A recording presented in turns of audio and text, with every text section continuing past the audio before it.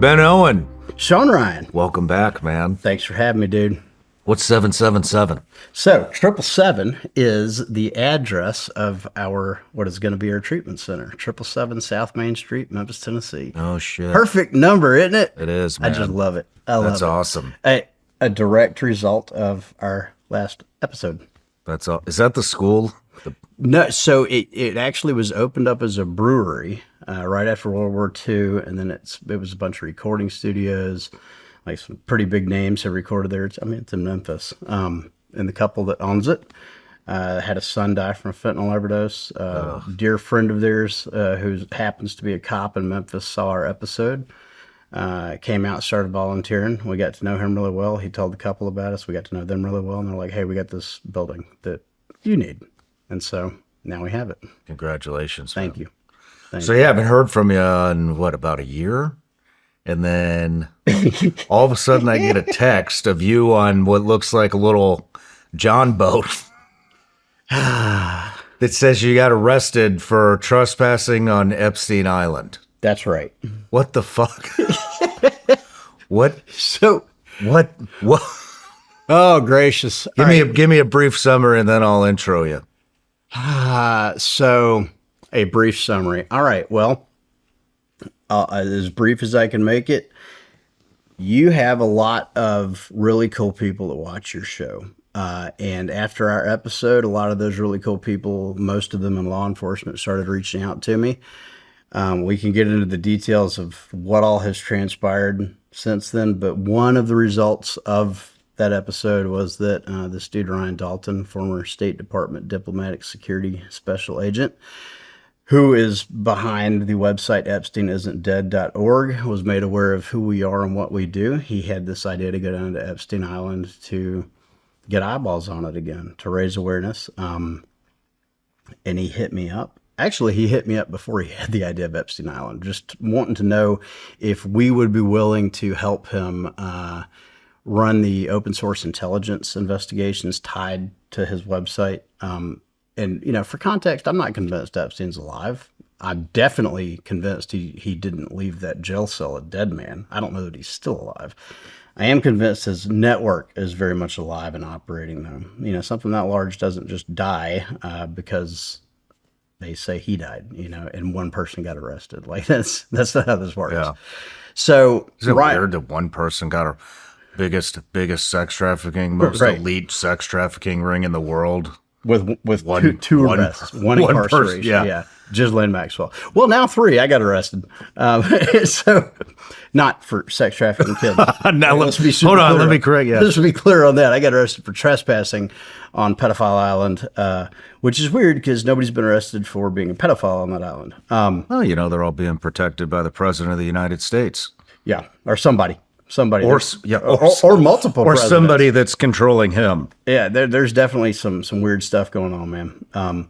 So yeah, I told Ryan, I'm always down for crazy ideas. You know this about me. I wanted to go down there. I wanted to plant a We Fight Monsters flag on that beach, and kind of symbolically reclaim that property for good purposes. I was under the impression that a billionaire, Stephen Deckoff, had bought the island. It was going to turn it into a resort. Beaches can't be private in the Virgin Islands, so going on that beach was an allowable thing to do. And I thought we would go down there, plant our flags, call it a day. We got a little excited on the way in. We saw his temple, which everybody's seen Epstein's temple on that island. We saw that and kind of forgot that you're not allowed to go beyond the beach. And so, oh man! All right, we'll get into the rest in a minute. Let me give you an intro, just for anybody that didn't see the first episode. Ben Owen, you are the CEO of Once American, a Memphis-based AI and digital forensics company whose Intel Foundry platform supports law enforcement and federal partners in OSINT targeting and counter-trafficking operations. Alongside your wife, Jessica, you co-founded We Fight Monsters, a nonprofit working at the intersection of anti-trafficking efforts, community violence intervention, reentry support, and survivor housing. Together, you've raised biological, foster, and adopted children, including your Afghan daughter, Rezo, who we spoke about in your last interview. You also lead Owen Army, Flanders Fields, and Black Rifle Co., and have been involved in disaster response efforts across the country, from the Uvalde school shooting to the Lahaina, I'm butchering that, fires, to Hurricane Helene and beyond. Most recently, you made headlines after traveling to Little St. James, a part of the Epstein Isn't Dead campaign to investigate the Epstein criminal network. Just for context here, Little St. James is Epstein Island. That is Epstein Island. During your escape from the island, you say you were hogtied, unlawfully restrained, kidnapped, and assaulted by Epstein's property manager before later being charged with misdemeanor trespassing. You are currently out on bond. Welcome back to the show. Well, how much was your bond? $500. $500. That's it. That's it. That's it. Which it's kind of weird that Should have called me. I could have posted that one. Oh, I was prepared. I took bond money with me. It would have been an honor. You got to think about what we do. I've always got bond money in my backpack. I never expect it to be for me. Old habits. Yeah, right. My bond was 10 times the maximum fine for trespassing. So they were definitely trying to make an example out of me, I think. It's a $50 fine for trespassing. Now, they can give you up to 30 days in prison for it. I did not know that. But hopefully that doesn't happen. Yeah, I'm out on bond. I mean, they didn't try to cut you up in pieces and throw you down the trash chute into the ocean, or Dude, do any ritualist satanic blood rituals, or... I was waiting. Yeah. I didn't expect to get kidnapped. Once I realized we had progressed beyond the beach, I knew that I was trespassing. I knew I was. And so I expected that. Let's back up. Right. Before we get into all these different rabbit holes. So you got approached. Where did you sail from? Where did you go from Memphis? We met on St. Thomas. We got a ferry from St. Thomas over to St. John and chartered a boat. Just for context, for anybody that doesn't know where this island is, it's just a little due east of Puerto Rico, right? Correct? Right. Yep. It's closer to Venezuela than it is the mainland United States. Okay. Yeah, down in the Caribbean. I mean, it's paradise. It's like heaven on earth down there. Just absolutely beautiful. Absolutely beautiful. So we chartered a boat from St. John and took that to Little St. James. What kind of boat? I don't even know, like a fishing boat, nothing fancy. How far was 20 minutes? That's it? Yeah, it's close, dude. It's close. And that's the thing. Like, I did not expect that island to be as surrounded by people and other islands as it was. Like, it's not some secretive enclave that you can't see, There's like helicopter tours going on all the time, but it's right out there in the open. Mm-hmm. Wow. Yeah. Did not expect that. So I guess you want me to walk you through that day? Yeah. How many of you guys were there? So there were 5 of us in total. 3 of us went on the island. What did the other 2 do? Boat. Took care of the boat. Okay. Yeah. Had to have somebody. I didn't know if you beached it or. No. So that was the thing. That was like our plan. Shit. Was to beach the boat and run up but there were too many rocks. I'm a little upset I didn't get an invite. I mean, I'm sorry. I'm a fucking frog man. I've done this shit a time or 2. Hindsight's 20/20. Next time it's going to be me. There might be a next time. Not on that island, but maybe somewhere else, right? We'll go find another. Yeah, we'll do it the right way. To raid. It'll be me, you, Scott, man, Travis Peterson. We'll have the right team together next time. This time it was like the Memphis A team, right? Couldn't get the boat up to the beach because of the rocks. So we realized we're going to have to swim, which we knew was a possibility. I'm not a great swimmer. I mean, I'm not going to drown, but I'm also not a great swimmer. So we had to swim, I don't know, it was like 50, 100 yards.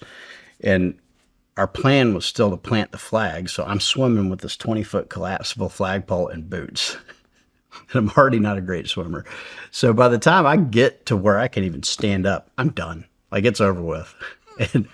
And I've still got 20 yards from where I was able to stand up to walk across this rocky reef to shore. And I'm my legs are not working. They're rubber at this point. Definitely need to do more cardio. I hate cardio, but the need was made very apparent. If I'm going to go out there and do hood rat shit, I need to be a little bit better shape on the cardio side. So we finally get to the beach, and like I can barely stand up. We got a 400-yard near vertical climb to get to this temple, right? Holy and shit. For people unaware of Epstein's temple, just Google it. Like, it's this little cube up on a cliff, and while Epstein had it, it was like painted to look like a Muslim temple. It's like, blue, and there's gold. It's got stripes. It looks like white. Yeah. Yeah, it looks like something you would see. Israel colors. Yeah. Yes. That's actually a very good point. Mm-hmm. And currently, it's all painted gray and boarded up. And I want to be very explicit about this. We had no intentions of trying to go inside the temple. Like, we were not there to enter any dwellings, or like, we just wanted to get pictures with our flags in front of the temple and stick a 20-foot flagpole in the ground, which we never ended up doing because we got caught. Did you see any activity on the way up? Yeah, you could see them running around, and we thought they were golf carts. They were ATVs. So you could definitely see people on the island. And at this point, I'm assuming, it's like groundskeepers, this deck-off billionaire guy is turning it into a resort. So those must be his employees. We'll later find out that wasn't the case. So we made it to the temple. We got our pictures, with our flags up there. Oh, Shawn, I brought you the flag. Get the fuck out of here. I brought you the flag. Yeah. Holy shit. I actually had this a bit is of the flag you brought to This is the flag Epstein that went Island. to Epstein Island and was in front of his temple. And Laura's got the pictures. So I don't know Holy if shit, yeah, dude. Yeah. So that's for you. I accidentally left it in Georgia. Oh, you know what? I need to get a picture. You holding that. I accidentally left it in Georgia, and so my business partner had to go to my house yesterday and overnight that to y'all's P.O. box at the UPS store. Thank God it made it. Thank you. That was a panic attack. So we get up there, we take our pictures of the flags, and like you can see the ATVs coming, and they're coming deep. There's like 4 of them, and like you can just tell by the way they're driving, they're pissed. And so I was still unable to breathe or really stand. So I'm thinking in my head, like, yep, I'm about to get a misdemeanor charge, How long did it take you to get up there? 15 minutes, maybe, maybe 10. I don't know. And, the 2 guys that were on the island with me, they don't have criminal backgrounds. They're former feds, and so if anybody's taking a charge today, it's going to be me. I don't know how many misdemeanor convictions I have, but adding one more to the mix isn't the end of the world for me. So they were able to get back to the boat. I was definitely not. I ended up collapsing like on this hillside full of cactuses. Bro, I was pulling cactus thorns out of my leg for 2 weeks. Like, it was so bad. Sorry. I sit down. I didn't have any choice. Like, I physically could not continue. So I sit down and basically I'm the bait at this point. All of the security guys are coming to me while the other 2 guys make their way back to the boat. And, like they're helping, they're being nice. I could tell by the accents, and I could hear them talking to each other. They're Haitian. I heard them speaking Creole. We worked some Haitian refugee stuff a few years back, so I don't speak Creole, but I definitely recognize it. And so when I realized they were Haitian, I was like, I could probably make buddies with them, just tell them some stories about the work we did in the refugee camps and stuff. I couldn't breathe enough to talk at this point, other than asking for water. So I hadn't started that process of trying to make friends out of them, but that's where my head was. So they finally get me up, and after multiple times of falling back into cactuses trying to get up this hill, I finally make it to the trail up top. They told me, we'll get you some water, and I'm thinking, okay, here comes my misdemeanor charge. Everything's fine. I've talked a lot about how important sleep is. If your sleep is off, everything else gets harder. training, recovery, focus, mood. It all starts with whether you're actually getting good rest. That's why I like Helix. They don't just make one mattress and expect it to work for everybody. Helix has over 20 mattress models, so you can find the one that actually fits how you sleep. For me, switching to Helix made a real difference. It's comfortable, feels high quality, and it's built to last. They also have cooling upgrades, which is huge in the summer when the nights get hot and you're trying to actually stay asleep. And the whole process is simple. Helix ships straight to your door for free in the US, and they give you a 120-night sleep trial plus a limited lifetime warranty. They are also the most awarded mattress brand, tested and reviewed by experts like Forbes and Wired. Go to helixsleep.com/SRS for 20% off site-wide. That's helixsleep.com/SRS for 20% off site-wide. Make sure you enter our show name after checkout so they know we sent you. helixsleep.com/SRS.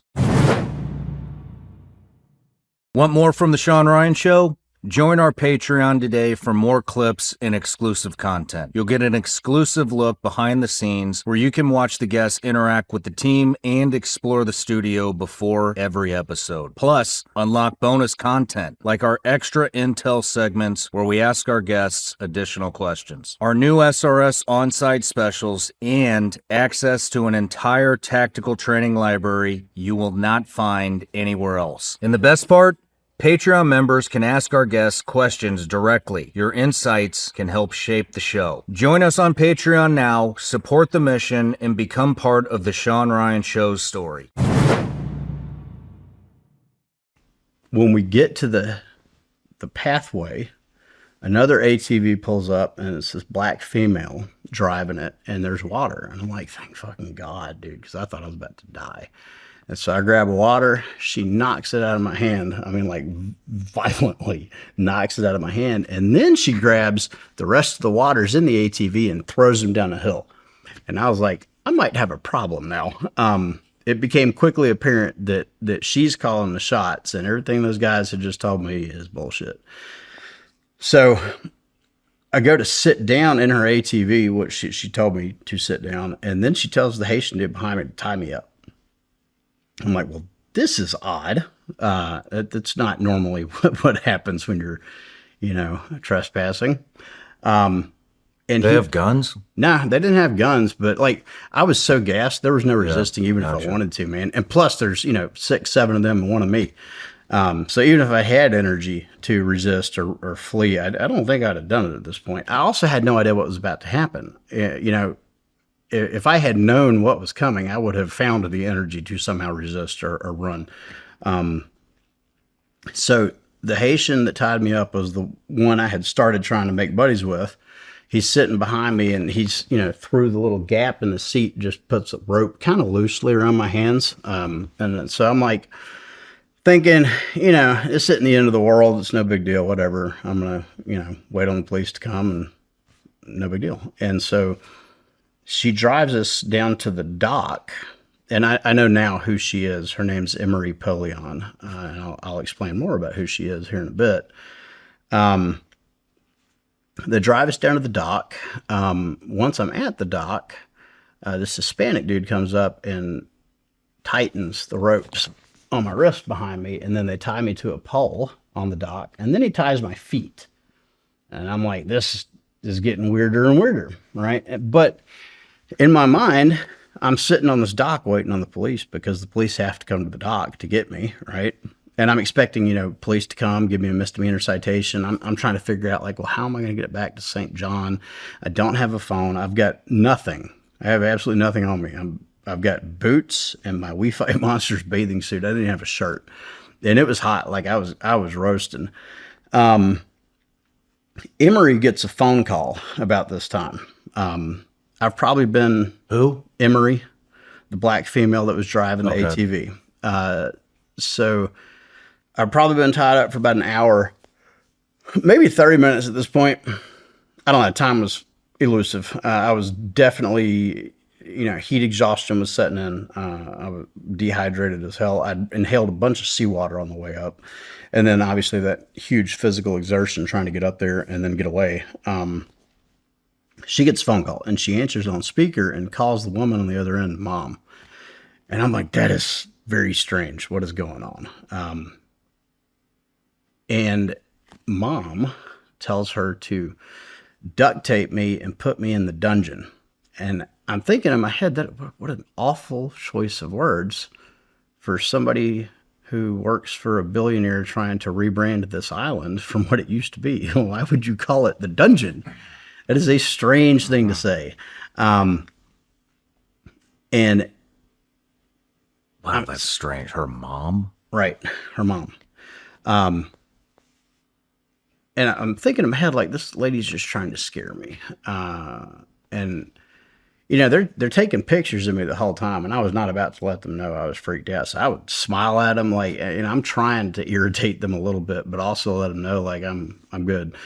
You might remember from the last time we talked that this was not the first time I've been kidnapped. And so I'm trying to stay as calm as I possibly can. I actually was pretty damn calm at this point. You know, no big deal. I'm getting a misdemeanor citation. I just got to sit through this bullshit while these people harass me until the police get there. So, Can you see your buddies? no, they were long gone. They were long. They had to be. Okay. Because of their backgrounds and the lines of work they're in today, a trespassing charge is going to harm their livelihood, I would suspect. You know my background. You think I care about another misdemeanor? I really No. Thank God I'm not a felon, and I knew I wasn't facing any felony here. But a misdemeanor, who cares, man? That's what I'm thinking at the time. I didn't realize in that moment that the Virgin Islands can actually give you 30 days in prison for misdemeanor trespassing. I thought it was a citation. I was wrong. So hindsight being 2020, I probably should have researched that a little bit more. So she gets off the phone with mom, and the Haitians and the Hispanic dude go to look for duct tape, which they can't find, but they did find flex cuffs. It's like the third red flag. Why the fuck do you have flex cuffs on Epstein Island? So they put me, you know, they zip tie me. I've got flex cuffs, 1/2-inch zip ties, and a rope at this point. And they tell me to go to the ATV. Well, this dock's like, I don't know, 50 yards long. And I'm hobbled. And they make me start hopping down this dock to the very last ATV in the line to transport me somewhere else. You remember monkey fuckers that you used to have doing PT? No. So Maybe. let me demonstrate. The monkey fucker, where you just hold your ankles like this. Oh, shit. So that's basically what I'm doing. For 50 yards down the dock, I've got like, I don't know, a foot between me and this row of ATVs of dock to hop on, and the ocean on the other side of me. And I'm positive I'm going to fall in. And Emery starts joking, you know, maybe they should just kick me in since I'm so thirsty. And I'm like, these motherfuckers about to try to make me drown. So I'm still hardly able to breathe, like terribly dehydrated. Like all I can think about is wanting water. And I'm having to do monkey fuckers down this whole ass dock to get to their ATV so they can take me to wherever they're going to take me. To the dungeon is what they called it. And again, I'm still thinking they're just trying to scare me. Well, we get to the dungeon, and I quickly realized, like, they weren't trying to scare me. They legit have a dungeon. I think we gave Laura a sky view, a satellite view from Google Earth of this thing. It's like this door in the middle of a hillside. The roof is grass, you know, and inside it's like this 10 by 20 dungeon. Like there's nothing, it's just a cement room. The optics, I'm thinking at this point in time. In that room. Right, yeah. But see, I had no idea at this point who these people were. So none of this is clicking in my head really. Like I know I'm on Epstein Island. I know the history, but I wasn't nearly as freaked out as I should have been, right? They throw me in this room. It's like 120 degrees in there. And they come add duct tape now to my ankles, my knees.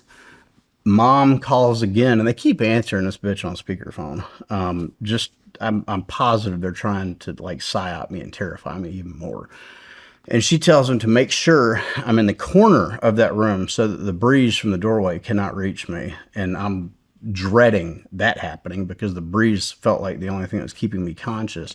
She tells them to continue denying me water.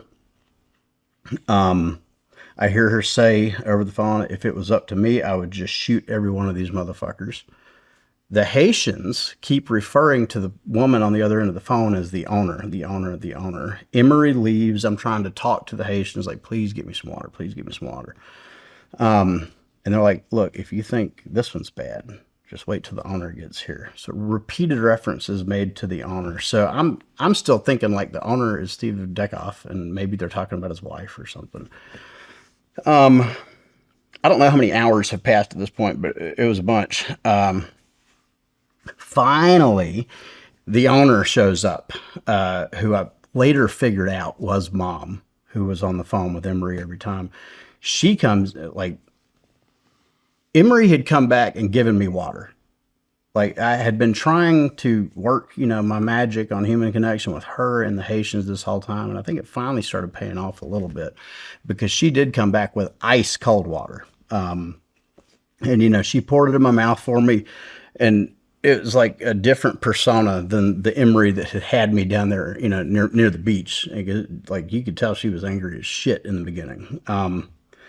So Mom gets there. Now I know who Mom is today. I did not at that moment. Her name is Ann Rodriguez, and she is Emery Polion's mother. She gets there furious, and I don't understand why she's so mad. I was just going to take a picture and leave the island. We weren't even trying to interact with people. They were hundreds of yards away until they saw us and came to us. Like, I know I was trespassing. I'm aware of that. But the level of vitriol coming from this woman towards me made zero sense to me at the time. Is she the legit owner? I don't know.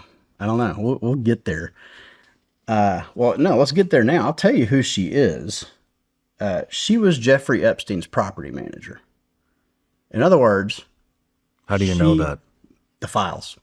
The Epstein files. Oh, shit. If you search her name in there, it returns 23,000 results. 23,000? 23,000 results. A lot of emails with her calling Jeffrey boss man. Emails of her handling flights and lodging for females. Like, she was managing logistics and maintenance, security. To say that the whole fucking thing, and she's just running around out there. Right. To say it a different way. Not detained. What the nothing. Fuck, man. And apparently kidnapping people. So the Haitians, she blindfolds me. And at this point, I start getting a little scared.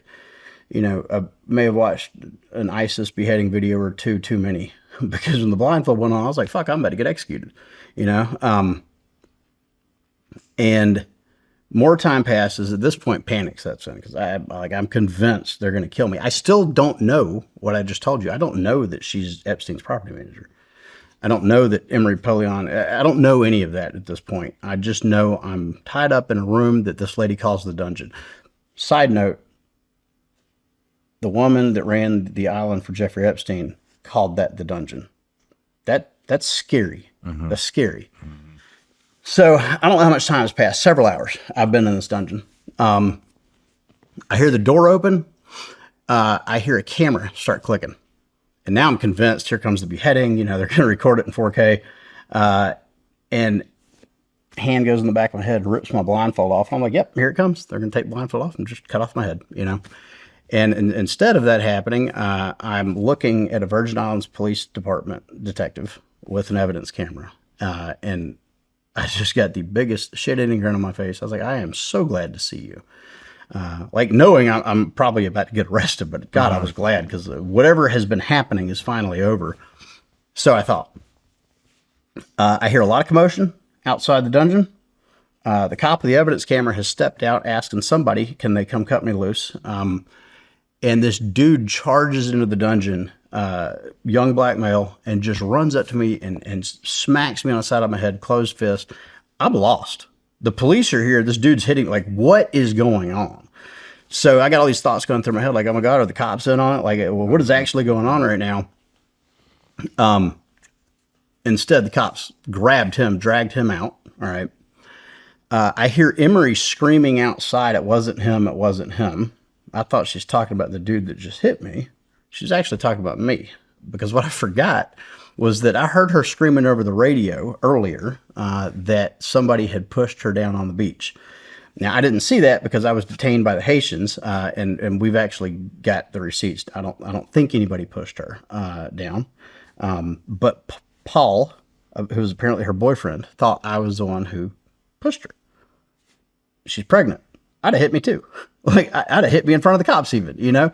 So when they finally cut me loose, I go out there, I see Paul in handcuffs on the back of one of these ATVs, and I straight up tell the cops, like, if that kid's in handcuffs right now because of what just happened to me, please take him out. Like, I don't want to press charges. I'm good. You know, I'm fine. Everything's cool. If he thought I pushed his pregnant girlfriend down while trespassing on her island, I'd have, whatever. I'd have beat the hell out of me, you know? So I'm trying to get him out of trouble. And that's when it dawned on me that the cops are a lot more concerned about this than I was. They told me, we're not taking anybody out of handcuffs until we figure out who hogtied you. And then the gravity of what is going on starts setting in. There's 15 or 20 cops out here. And they're much more interested in why I'm hogtied than they are in the fact I was trespassing. I hear the Haitians and Ann Rodriguez talking, and reference was made to, you know, this is the 7th time this has happened. And I'm like, what the fuck? This is the 7th time? Like, what's actually going on here? So, the cops takes down their fast boats. They've got 2 of them there. I'm still not in handcuffs. Paul still is. And they take us all back to St. Thomas. They let us get out of the boats. And one of the detectives that had been asking me all these questions, I didn't want to give a statement. I just wanted it to be over with, you know, and I didn't think I was getting arrested. I was just going to let bygones be bygones. Like, you know, whatever, you hogtied me, you kidnapped me, but I trespassed, we'll call it even, that kind of thing. I don't stress too much about things. Well, one of the detectives comes over and tells me that Ann is insisting on doing a citizen's arrest. I'm like, what does that mean? Like, technically, for a citizen's arrest, she needed to tell me she's placing me under citizen's arrest back on the island. Like, this was like way too late at this point, but the cops are kind of, they feel like their hands are tied. They're going to have to go ahead and charge me. So they take me back to the station, and, you know, I'm expecting that because the citizen's arrest wasn't done the correct and legal way, that they'll probably end up just cutting me loose. When we got back to the GBI, the GIB, General Investigations Bureau on St. Thomas, and I realized, like, they're not letting it go, I am going to have to go to jail. I was like, well, in that case, I will give a statement. I'll tell you everything. You know, so they, you know, got a recorded video statement from me, and I told them basically everything I just told you. Only probably better because it was much fresher on my mind, right? And after that, they're like, well, do you have anybody you can call who can come post your bond? And I was like, yeah, I was actually, you know, I was prepared for this. So I had bond money in the boat. Let me call Ryan. And so I called Ryan, and he comes down there. And when he gets there, I had completely forgotten about this. They want him to give a statement. And he drops the bomb on him. Oh, by the way, I'm a lawyer. And so I was like, oh, yeah, he's a lawyer. So the cops go ahead and let him know because they're assuming he's my lawyer. He's not. I don't even think he's licensed to practice. He's just been to law school and passed the bar, whatever. They tell him that they're going to charge the people on the island with kidnapping. I can't remember if it was false imprisonment or unlawful detention, something along those lines, and assault for what happened to me. Now, those charges haven't dropped yet. I'm assuming they have to go to a grand jury for that to happen. Paul, the kid that hit me, walks past, you know, and apologizes to me, and I'm still trying to get him out of trouble. Like, I don't feel like he should have been mixed. If I'm being honest, the way he acted, the way the Haitians acted, like, I think they're all scared of Ann too. I really do. They booked me into jail. Cops cool as crap the whole time. I love Virgin Islands Police Department. Like, I didn't have a shirt on. The SVU sergeant gave me her Punisher t-shirt. Like, everybody was being cool as crap. They booked me into jail with my cell phone, like, to book me right back out, you know, post bond. And I ran into Paul and release. We fist bumped, like everything seems cool, you know. And we get back to the Airbnb. I recorded a video while it was all fresh in my mind, which Lars got that. And they tell me I got to be in court Monday, which was a little stressful because my flight home was Monday. And at this point, I wanted nothing more than to just go back home, man. So Monday rolls around and we go to court. Me and Ryan. He's not been arrested, so he's just there with me. And we go in for they do it a little different down there. Like in Memphis, if you get arrested, your first court hearing is your arraignment, right? Down there, they do a probable cause hearing first. So it's my probable cause hearing. And I get to hear the probable cause statement that the police had put together read out loud in court. And that's when I first learned Paul's name, Emery's name, Ann's name. But it's also where I learned that VIPD responded to that island not for trespassing. Somebody called them and reported a kidnapping. Me. So I don't know who did that. We've asked for the 911 calls, but my gut tells me it was one of those Haitians, dude. I think somebody on that island was scared of what was about to happen because nobody on my boat had a clue I'd been kidnapped at all. They were clueless. They thought I was being detained for trespassing. We decided to stick around in court because we heard Ann Rodriguez's name in my probable cause statement, and we noticed Ann Rodriguez has court this morning and she's in custody. That's strange because I know she hasn't been indicted on kidnapping me yet. What's going on? So we sit through that appearance too. And as it turns out, a month prior, or maybe a little more than a month, I think it was like on March 1st, she kidnapped a Spaniard at gunpoint. What? For running a drone on the island. Yeah. And made him strip butt-ass naked, hog-tied him too. The Spaniard's brother was able to escape on boat, got the police. The police came back and found the dude hog-tied, butt naked in the boat. And so that's what she was in custody for, was kidnapping this dude at gunpoint. Now, it turned out to be a fake gun, but that doesn't matter. You can't, use a BB gun to kidnap somebody. So there's obviously a pattern of this. And so now the pieces start kind of coming together. I heard the Haitians say this has happened 7 times. Well, now I know of 2 times, Spaniard and me. What happened to the other 5 guys? Or were they just, running their mouth? Maybe it didn't happen 7 times. Maybe it's only happened twice. But clearly there's a pattern of this behavior. Hindsight, I don't know that she intended for me to leave that island. Like, I don't know what the actual plan was. But the fact that the woman who ran that island for Jeffrey Epstein is not only running it today, she lives on it in this gigantic mansion, I assume, because that's the only residence I'm aware of on the island. The guys on the island that work there refer to her as the owner. She's kidnapping people and throwing them in a room she calls the dungeon. Like, what the fuck is going on? And why, with the release of all these files and all the public outcry over Epstein, why am I the only guy that's been arrested for being on that island? You know why. Do I? Yeah. It's fucked up, Shawn. I more and more feel like we live in an occupied country. What just happened with Massey is kind of a scary example of that.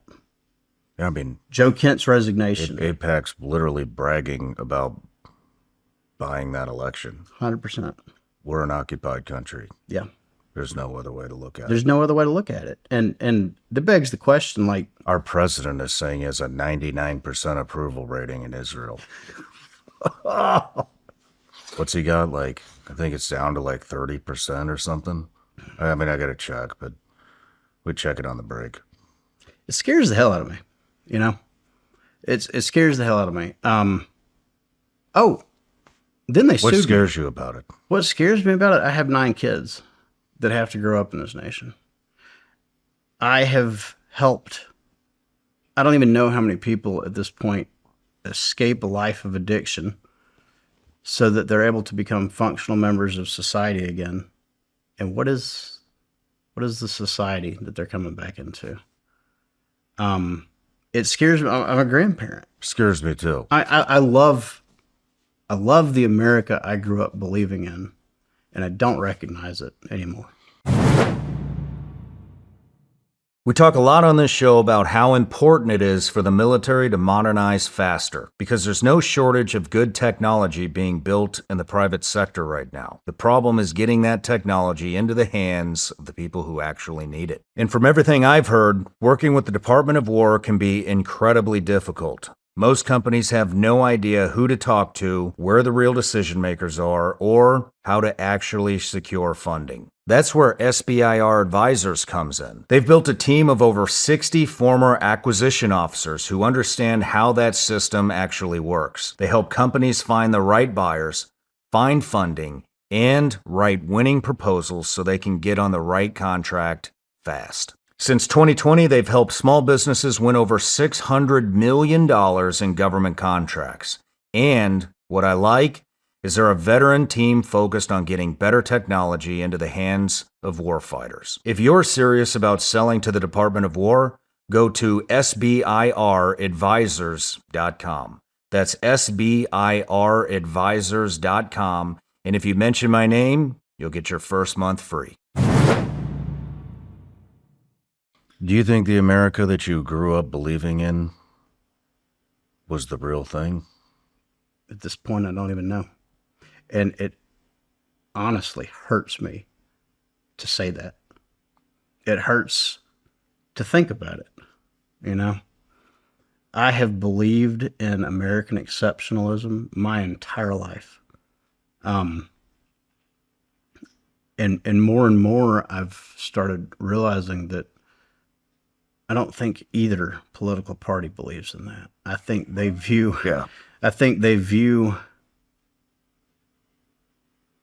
America as a means to an end, personal gain, both of them. You know, if you watch me ever on social media, I loathe politics.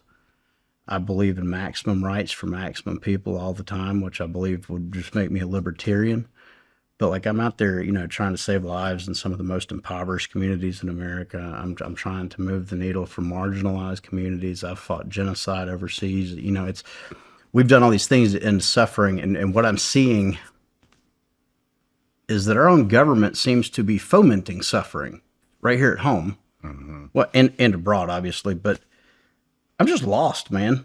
I'm lost. And the more I do these weird things that I keep getting myself pulled into, the more I start seeing that something's fucked up. There's something that's not making sense. There's a boogeyman out there somewhere, and I can't figure out who it is or where it is. I know the feeling. You know, the first time I came on here, I thought the State Department was the boogeyman because they were in our way on everything in Afghanistan. And then I started thinking maybe the FBI is the boogeyman because this and that, and they're getting in the way on everything we're trying to do, combating human, you know. And now you that realize was then. They're all just extensions. 100%. Well, I just went to Epstein Island trying to bring light to that with a dude from the State Department and a couple people from the FBI. Like, they're not the boogeyman either. There's something pulling the strings, and I think we both know what it is. And it's Israel. Yeah. Yeah, it's Israel. I don't even fucking care anymore, dude. Yeah. I don't believe in right. You've got security. I don't. Right? I know, but I mean, if somebody wants you dead. Yeah, you know what? You're exactly. It doesn't matter how much security you got. It's Israel. It's Israel. Our nation has been sold.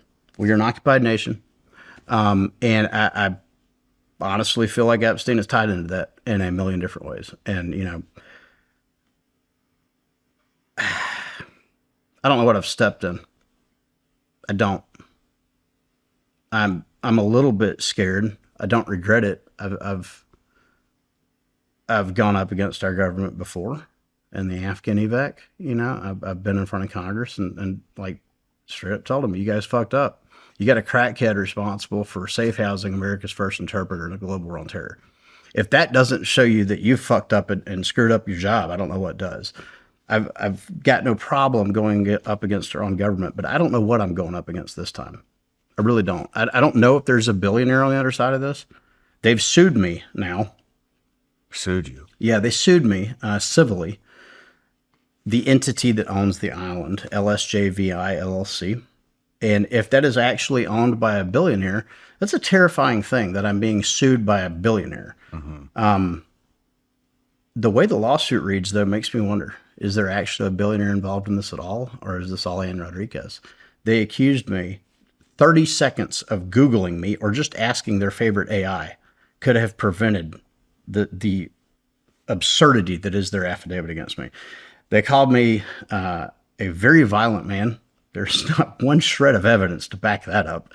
In fact, I've got a global track record, a very public global track record of combating violence and genocide and human rights abuses. And they said that my lengthy drug use, which, I mean, that's accurate. I've been very open about that, means that I'm basically insane and subject to conspiracy theories. Bro, I'm not into conspiracy theories. Not even a little bit. The lawsuit they filed against me was basically slanderous, inflammatory, but it still scares me.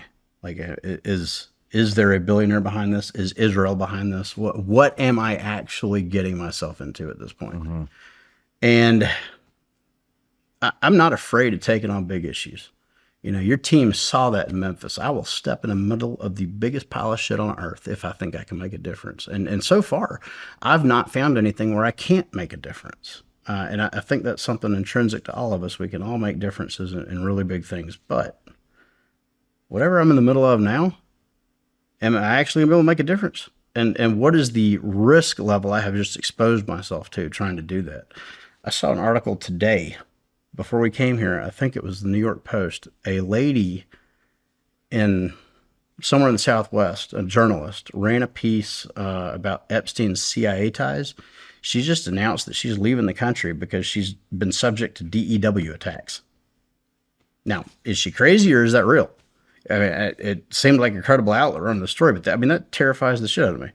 She's talking about Epstein and this is happening. There's this other lady on TikTok who covered my arrest, who said she's been having people like show up at her house at weird hours, kicking the door. And I've not had anything weird like that happen yet, but is it coming?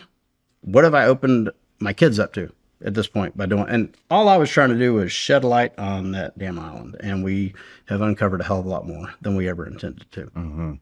Ever. You can't get to the bottom of the entity who owns it? So I have not been able to. It is a Delaware LLC. Public articles, said that Stephen Deckoff bought both islands, Greater St. James and Little St. James, in one transaction. Pulling the property tax records, and we've done all this since my arrest. Pulling property tax records, you can see that Black Diamond LLC, which is definitely Deckoff, that's known, is paying the property taxes on Great St. James. There's this other entity that is paying the property to LSJVI, Little St. James Virgin Islands, LLC, that is paying the taxes in Little St. James. Why? If you own both of them, why not have your entity pay the taxes on both of them? Why not have your entity on both of them? Why have this mysterious shell company on this other one when you publicly said you bought it? Now, I'm not saying that in and of itself is anything nefarious. There could be a million financial, maybe that's why he's a billionaire and I'm not. He knows what to do with money. But it begs the question, like, what is actually going on? What is actually going on here? Because I don't see that island getting turned into a resort. And look, I'll tell you this, if I'm a billionaire and I buy the world's most notorious island for pedophiles, and I want to rebrand it and change the public perception of it, the very first thing I'm going to do is fire every motherfucker that worked for the last guy who was trafficking kids to that island. I'm not keeping his property manager. And if she kidnapped a guy March 1st, I'm not leaving her on the island until April 25th to do it again. Like, these are all giant red flags that to me makes it seem like there's not actually a billionaire in the picture. You don't get to become a billionaire by being, reckless. And those seem like some pretty reckless, like really disastrous PR moves right there, if they're true. Wow.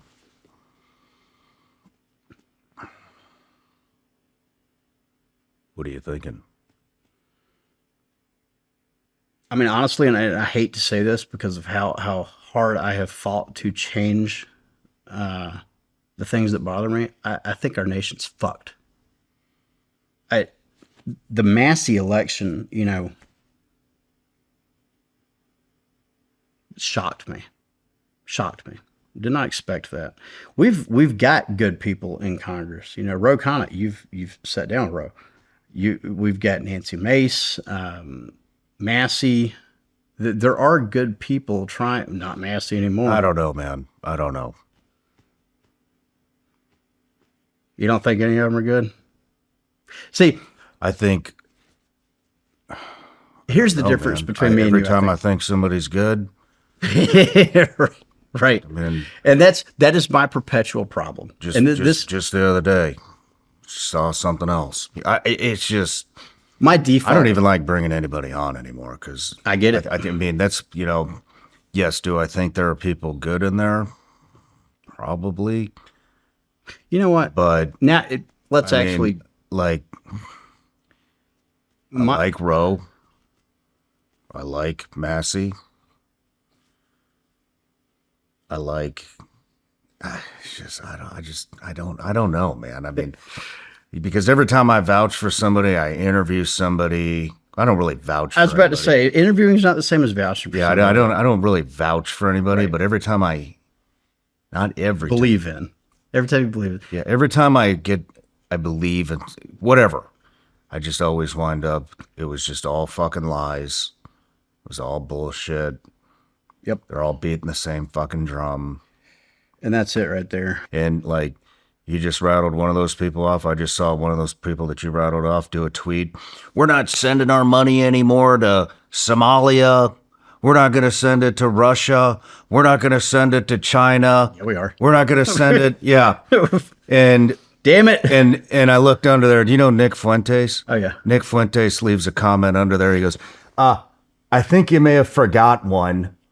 Like, oh, yeah. Israel? Yeah. Like, oh, it was Nancy. It's like, yeah. Oh, okay. Damn you it. forgot the one fucking country that everybody, all of your fucking constituents are bitching about, but you want to look like a fucking courageous hard ass, right? You know what I mean? And then it's theatrics. I spent the bulk of my life an idealist, and I still am, and I trust everybody. My default is I just love everybody. I love people, and that gets me burned in my line of work all the fucking time, But having to face the realization that I've been an idealist and just blindly trusting my own government for my entire life, that one made me sit down for a minute. I'll give you an example of just how brainwashed. It's not even brainwashed. I just accepted what got put in front of me for so long. I was all for Israel. And then, we did the Afghan evacs. We did some conflict evac in Ukraine and some other places. So after October 7th, we did some evacs in Israel. And we tried to do them in Gaza. We did a lot of humanitarian aid in all these other places I just named too. And so we tried to do that in Gaza because there's kids starving. And in that process, I think me and a lot of the same people that worked the Afghan evac, we were trying to do this one. And we were all believing Israel's good guys and how horrible this attack that just happened, which it was horrible. We're a week, 2 weeks maybe into this, and that meme of the dude saying, "Are we the baddies?" starts going around all these signal chats because it's dawning on every one of us in real time. Israel is not who we thought they were. We're seeing in real time evacuation corridors to prevent death and suffering get shut down. We're seeing aid centers get hit. You've seen it in Lebanon right now. We were seeing it in Syria. Hell, Israel put the Al-Qaeda leader in power in Syria. Like, what is it? In our and then we invited him. Yes. And to the fucking White House. Yes, and fucking who was it that took a selfie with him? I don't know. Probably Trump. Well, I'm sure. Yeah. You know what? I'm going to catch a lot of flack for saying this, and I don't mean it the way it sounds, but actually I do. Everything is fake and gay. All of it.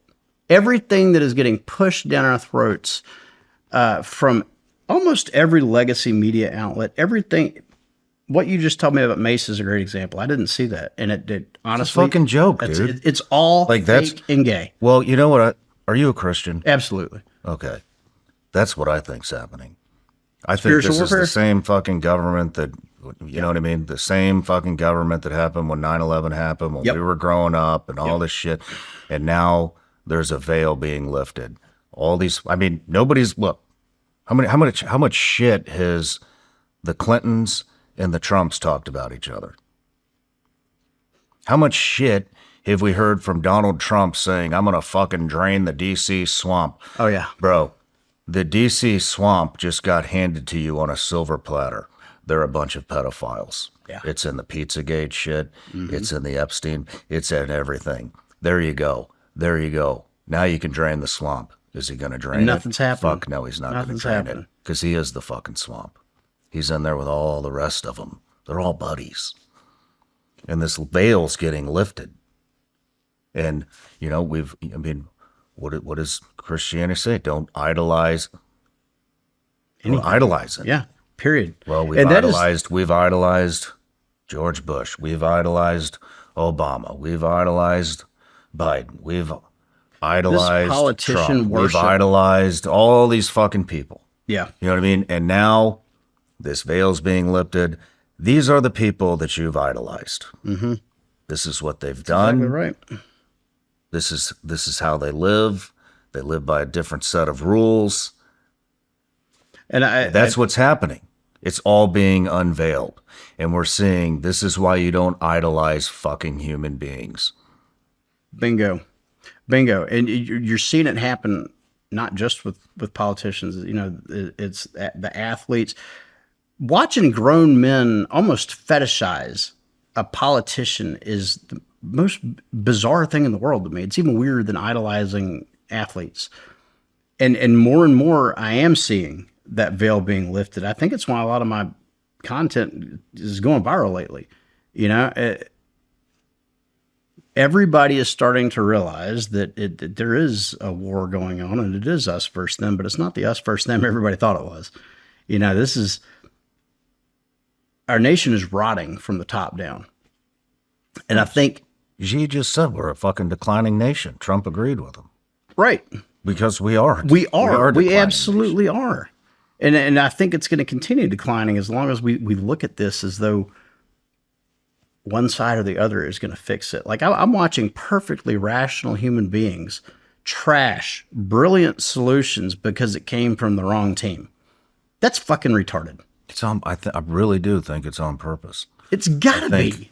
I think the abortion stuff. I think the race stuff. I think Second Amendment stuff. This is shit that we're going to battle back and forth until the end of time.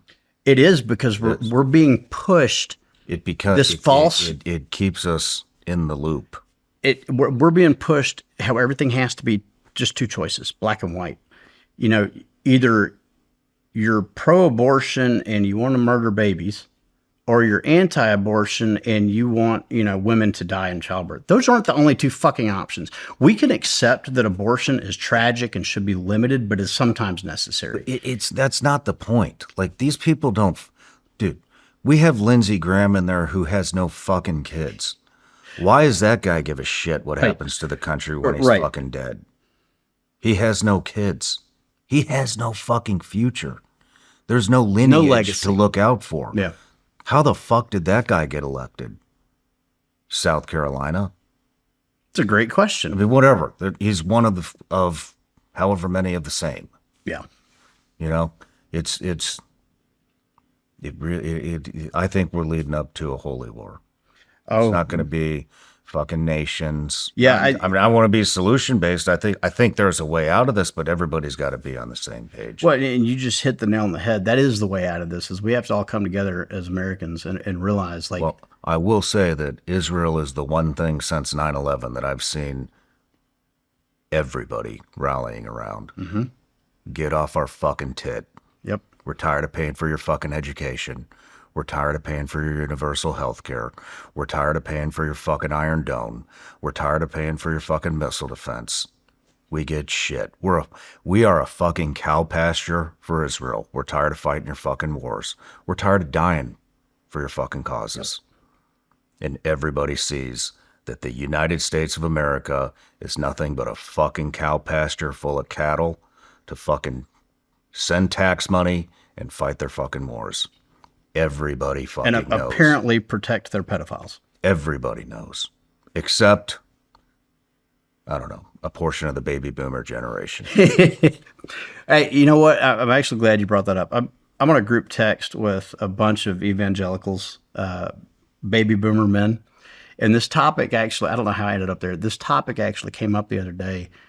And I speak my mind, you know me. And so I dropped a couple examples of things I personally witnessed while we were working the Gaza situation. And they actually went and did their fucking research and came back and like, holy shit, you're right. Israel's not what I thought it was. And that blew my mind to have, 65-year-old dudes that are part of the baby boomers that have been all pro-Israel for the whole lives now realizing, I've been lied to. I've been lied to.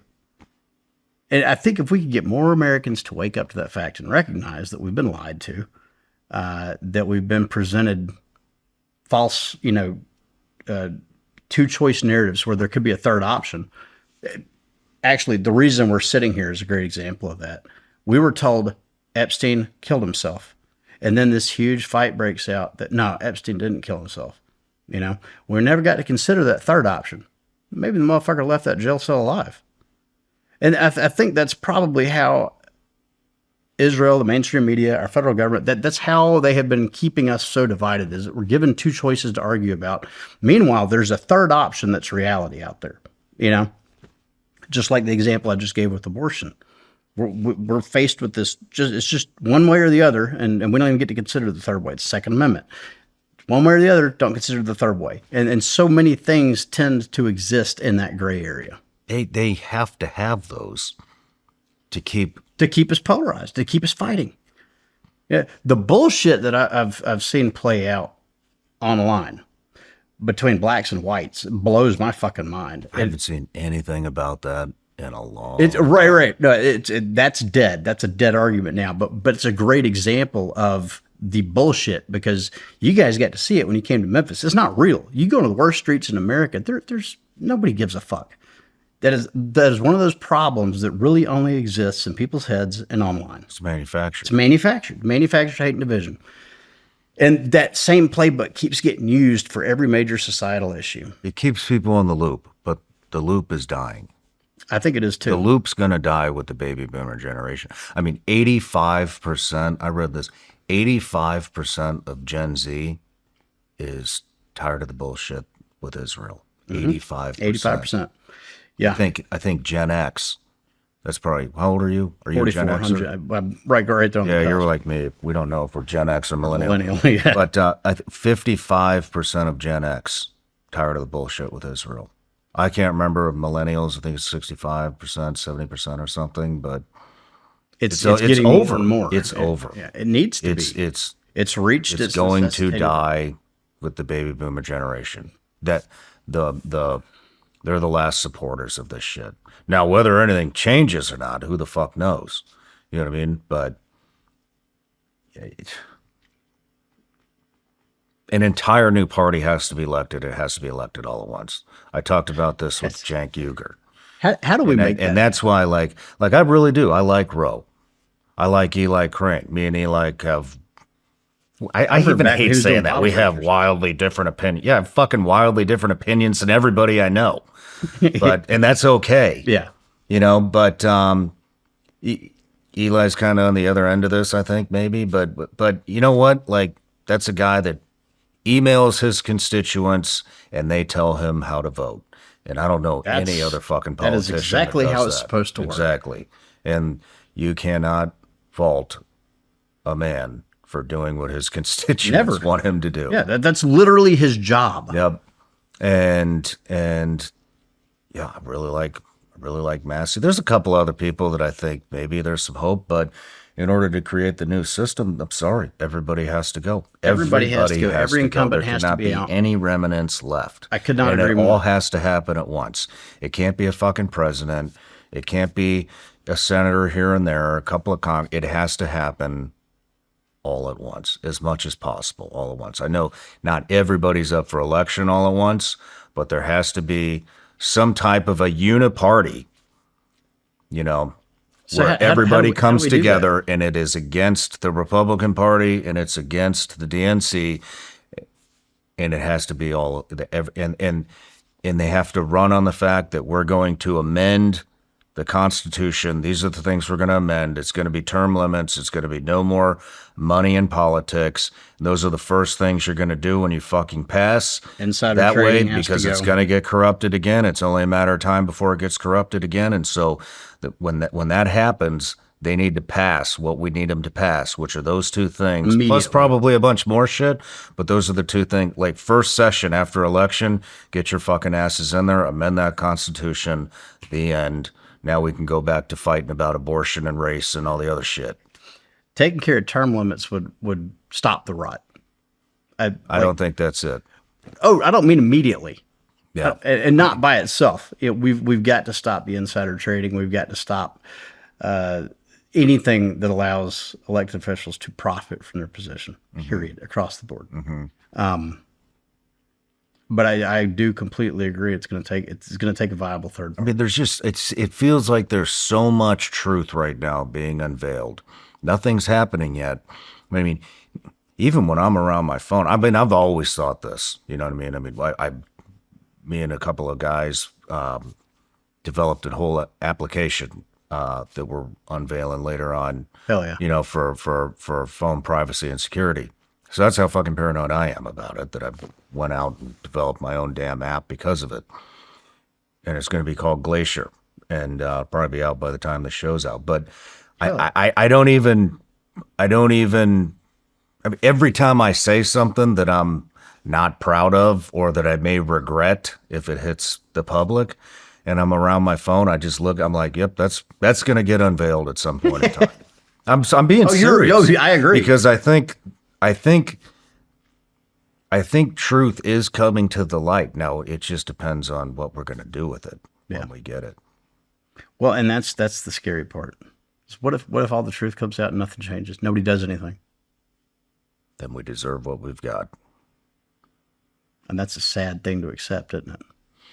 I read in the Wall Street Journal that there have never been more Americans leaving the United States as there is right now. Really? This time, applying for dual citizenship, coming up with contingency plans, because there is no confidence in our institutions. There's no confidence in our people. There's no confidence in the country. How fucking sad is that?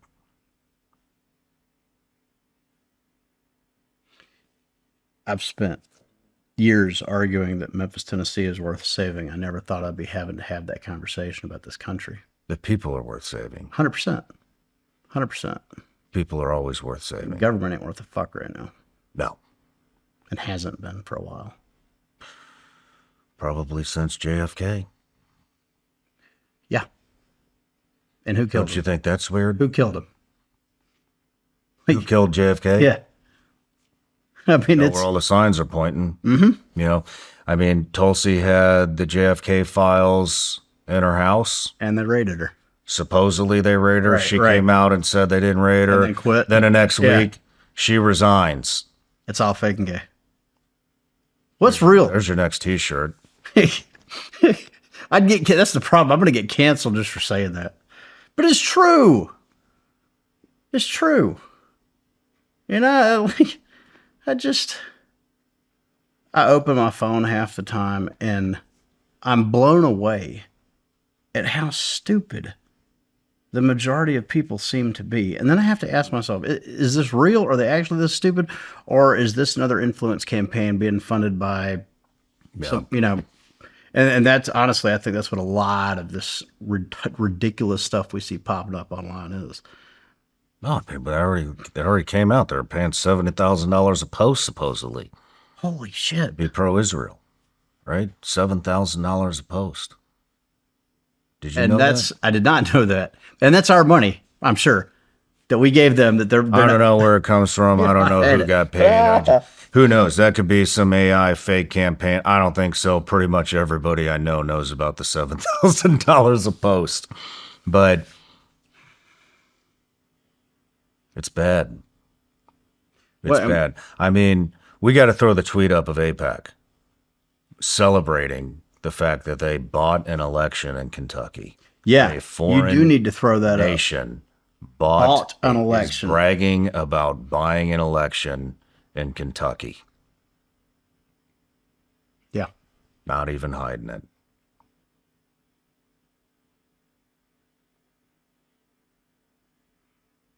And this is how liberty dies. And what are we going to do?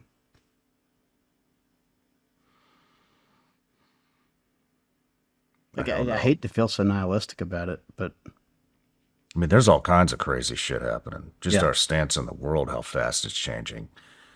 I mean, just read something the other day about the Canadian pipeline that's now selling the majority of its oil to China to diversify from the United States because we fucking slapped a 25% tariff on them. That worked out well. oh yeah, Oh, Trump also came out and said we might have to repay all of these tariffs. really? Yeah. I missed that one. Yeah. God. So what is this island now? So what? What is this island now? It appears to be Ann Rodriguez's hangout. That's what it appears to be to me. Where she still gets to hog-tie people and throw them in a dungeon. That's what it feels like. On paper, billionaire Stephen Deckoff bought it and is trying to rebrand it and wants to build a resort there.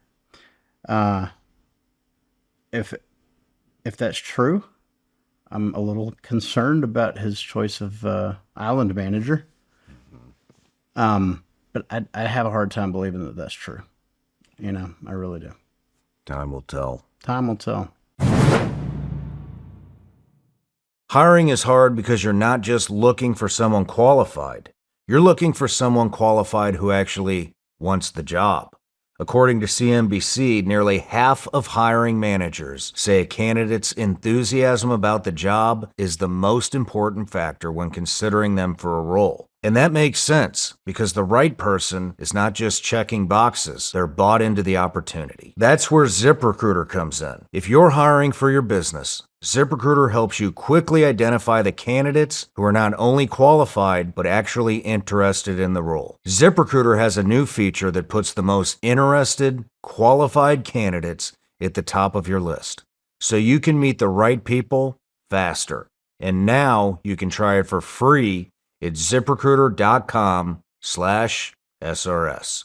ZipRecruiter's smart matching technology connects you with qualified candidates instantly, and candidates can tell you in their own words why they're interested in your job. So instead of sorting through resumes with no context, you get a faster read on who is worth moving forward with. No wonder ZipRecruiter is the #1 hiring site based on G2. Use ZipRecruiter and find enthusiastic talent fast. 4 out of 5 employers who post on ZipRecruiter get a quality candidate within the first day. And now you can try it for free at ZipRecruiter.com/SRS. That's ZipRecruiter.com/SRS. Meet your match on ZipRecruiter. Want to stay up to date on all things SRS? You bet your ass you do. Our newsletter brings you the latest SRS news and critical updates. Get instant alerts on the newest episodes. Never miss a beat. Exclusive intel briefs from counterterrorism expert Sarah Adams. You've seen her many times on the show. She's going to give unfiltered insights on global terrorist activity. For Patreon exclusives, you're going to get epic range days with me and damn near every guest that's come in the studio. You're also going to get behind-the-scenes content and guest updates. You're going to get first dibs on new merch drops and limited edition items that will never be sold again. Plus, exclusive offers from our partners you won't find anywhere else. So subscribe to the Vigilance Elite newsletter right now.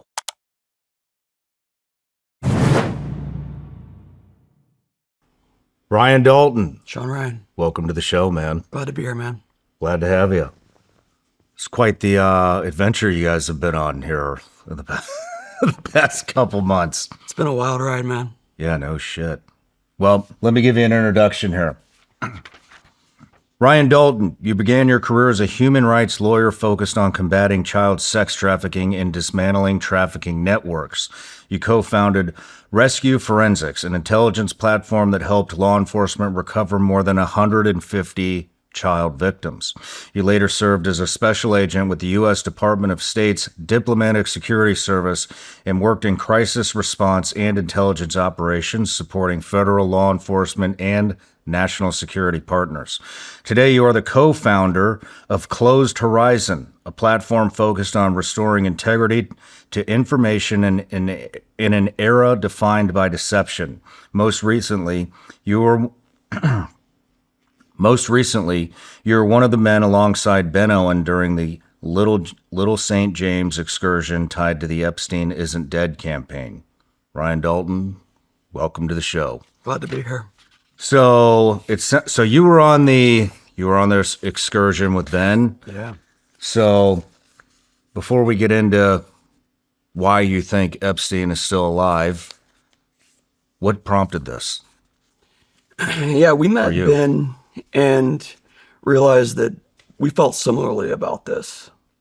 Felt similarly that there's something real weird going on here that we couldn't quite figure out. So we decided we're going to go down to the island after having this conversation and feeling that we are on the same page about, Epstein might have left that cell alive. To bring attention back to that island and back to this issue, one of the concerns that we had is that it seems to be there's distractions that are just one after another. There's the Iran war and there's UFO files, and all of these distractions are pulling attention away from an issue that I think points to a stranglehold on our democracy and our institutions, deeper than Epstein, and it deserves continued attention. What do you think it is? I think that the Epstein files reveal a child sex trafficking operation that was used as leverage over our politicians by a larger power structure that continues to have a stranglehold on our institutions. And so A blackmail operation. a blackmail operation, effective for Very a long effective. time. Yeah, really effective because it predates the internet. This is a blackmail operation that predates the internet, that now with the internet, people put the pieces together. And it's a lot harder to hide it. And I think that blackmail operation for a very long time was very successful. I think it still is. Yeah. Look at what's going on. Yeah, the Nobody's leverage problem talking. continues. Nobody's getting arrested. Yeah. The only names that I'm aware of that have been unveiled, unredacted, is the victims. Correct? They haven't revealed any abusers' names, have they? Am I wrong on that? No, there's some that have forced this. Like, I think that Massey on the House floor insisted on revealing one of the co-conspirators. There's a document where there were some co-conspirators who were listed that he came forward and said, here's one of them. I forget which one it was, maybe Les Wexner. But aside from that, there's not much that the U.S. has done. Now, foreign countries have some real courage where they're investigating this and really putting some effort into the investigation. See, I thought this because King Charles, right? Prince Andrew. Prince Andrew, excuse me, Prince Andrew. But he's off the hook already, isn't he? Oh, I don't know the latest status of his. Yeah. He got arrested. Oh, he did? It wasn't a child abuse crime, I don't believe. I believe it was something like conduct unbecoming of his official diplomatic role that he was in at the time. But it was an arrest. It's more than we got here. Fair point. Fair point. Well, before we get into it, are you familiar with Polymarket? I am. Here's the context. The market, $2.27 million plus in live trading volume on Polymarket. resolves yes only if irrefutable proof is publicly revealed that Epstein is still alive before December 31st, 2026. The DOJ has released 3 million plus pages, 2,000 videos, and 180,000 images. Wonder what those images are of. From its Epstein investigation. Official records from the NYC Medical Examiner, DOJ, OIG, and FBI established his 2019 death as suicide by hanging. The crowd gives survival confirmation a 5% chance. We want proof of life. We want proof of life. Yeah. I mean, there's been a number of things that I dug up, but they've all been debunked. Like the AI photos, you know, there was some maniac Florida man posing as Jeffrey Epstein going down the highway. That's been debunked. I got them right here. I'll read them off real quick. Claim 1. A post on X claiming Israel faked his death gained over 6 million views. It featured a photo perpetually showing Epstein alive in Tel Aviv, sporting white hair and a shaggy beard. A second doctor image garnered another 2.4 million views. The verdict, both images were confirmed AI generated or digitally altered. Reverse image searches traced the originals to unrelated photos, one dated May of 2020, after Epstein's 2019 death. Claim number 2, active Fortnite account. A Fortnite profile named Littlest Jeff 1 appeared active after Epstein's death, sparking speculation. The account went private shortly after the speculation spread, which many took as suspicious confirmation. Verdict: Fortnite confirmed that an existing account owner simply changed their username to Littlest Jeff 1 after the DOJ Epstein files were released. Epstein's email address had no record in the Fortnite system. Claim number 3. Palm Beach Pete lookalike. March of 2026. A video of a Florida man driving on I-95 went viral, with social media users claiming the driver was Epstein and that he was still alive. The verdict: the man nicknamed Palm Beach Pete publicly broke his silence, confirming he is simply a private citizen who resembles Epstein. He described the situation as phenomenal. Florida man. Florida man at it again. Claim number 4. This is the last one. Maxwell replaced by lookalike February 2026. After Maxwell's deposition in February 26, social media users pointed out to perceived discrepancies in her facial features and voice, suggesting a lookalike had been swapped in. Verdict: CBS News compared photos of Maxwell from 2015, 2016, 2020, and 2026 and identified consistent features across all, including eyebrow shape, ear structure, lip shape, and hair silhouette. Voice differences were attributed to differing deposition contexts. You got anything that's not those? Lots of things that aren't those. All right. Yeah. And, I agree with these. These are, I'm not convinced Palm Beach Pete is anything but a psyop. It's just too on the nose. Yeah. Yeah. It just is way too on the nose. I don't have any comment on Delane. I haven't really studied that at all. What was the first one?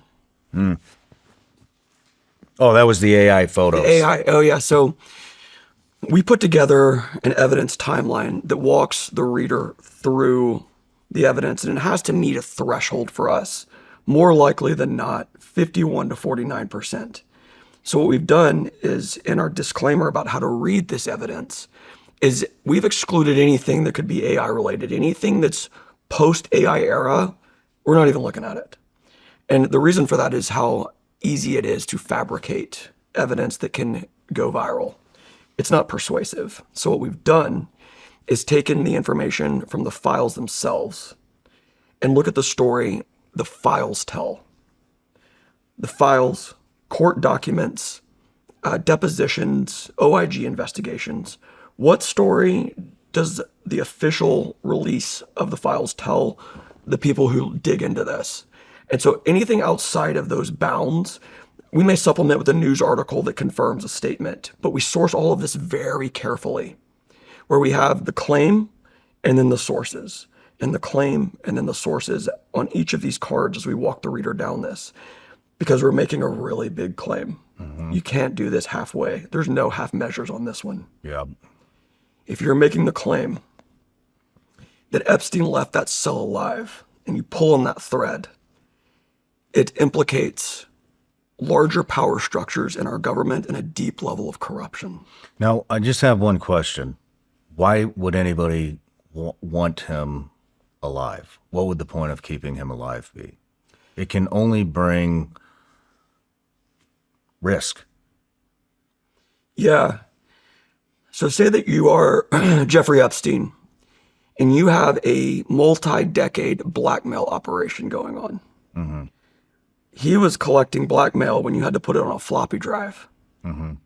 He's been doing this for a long time. And we know this because the properties that he owned were wired up with cameras.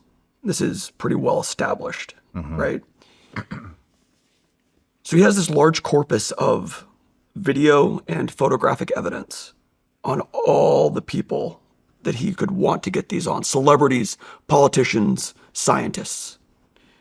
And he's a master of getting leverage. This appears to be a leverage campaign. So if he has this much leverage, he's playing a dangerous game, in that if it goes sideways on him, he has to make sure that he has his own insurance policy. And what better insurance policy than retention of all of this evidence as your dead man switch? No shit. So you don't think this evidence has been shipped out to a bigger entity? I don't know what happened to the evidence, but I think it would be negligent of him to not have enough of it that he could say, hey, listen, is this going to be a problem? Am I going to have to let this out? And there's enough people that I think would be persuaded that they don't want that to happen. That's my best guess to why to keep him alive. What I do know is the government and co-conspirators were highly, highly motivated to have a dead defendant, or at least the appearance of a dead defendant. And the reason for that is criminal discovery. So he's arrested for a sex trafficking offense and is going through the criminal proceedings process. As part of that is discovery, where the plaintiff and the defendant surface all the evidence. It all comes out. Now, this is pre-release of the files. So what's going to come out? Flight logs, phone numbers, associates, financial records. Everything that could defend or support the government's position is going to have to inevitably come out. And the government and the co-conspirators have no control over this. He could not have gone to trial. That would have been a disaster, because all the evidence that come out would implicate people all the way up and down the government and probably foreign governments. He couldn't have gone to trial. And so do you know what stops criminal proceedings? The death of the defendant. But if you have a defendant who has an enormous body of evidence available to blackmail people with and get leverage on them, well, then what's your option? The only remaining option is to publicly have a dead defendant and privately make sure there's no loose ends and extract him. And this is what the evidence supports in the files. Wow. What do you got for us? So the first thing I think is to understand really who this guy was as best we possibly can. And we know some things that are just very much in the public sector about him. So he's this alleged billionaire, financial savant. He manages money for people allegedly that have a lot of money. But then there are clues in the files that are... He says he works for the Rothschilds, right? Yeah. That's in the files. Is it He in the emailed files? Peter Thiel saying that. So that was in an email to Peter Thiel saying, That's what I thought. as you know, I believe were his words, I work for the Rothschilds. So he's trying to seemingly get an introduction for some kind of tech play, it looks like. And he's making the introduction by doing a little bit of name dropping, right? Like, hey, there's some money on the other end of this if we're going to talk. Seems to be the way the email reads. So he has connections that are larger, and here's the best piece of evidence we have for this. So I've got show and tell for you. Perfect. This was discovered in the search warrant in New York for one of his properties. And what you're looking at is an Austrian passport with his photo, a younger Epstein, and the alias of Robert Marius. This passport appears to be a fraudulent passport. So not a fake one. A fake passport is when you have a passport that's not a valid travel document, right? Like, I make it at home. A valid passport can be fraudulent under someone else's name. Mm-hmm. This appears to be valid because he has entry and exit stamps. It's like the shit the intel agencies do. This is our first Valid connection. passport with a pseudonym. Yeah. So this is the first connection where we have evidence of this potentially connecting to an intel agency. Because who can issue valid passports under a different name? Well, there's consular who could do it, right? Under legitimate circumstances. And you could make the argument that, oh, well, maybe he got a fast one on consular of Austria and he submitted this information and, you know, they issued it. But under what motivation? Who's motivating him to get this passport? The other argument is that it was furnished to him and had an operational purpose. In either case, we know for sure this passport was recovered from his safe with entry and exit stamps, with his face and an alias. Wow. Where did you get this? The files. Jeez. This is in the files.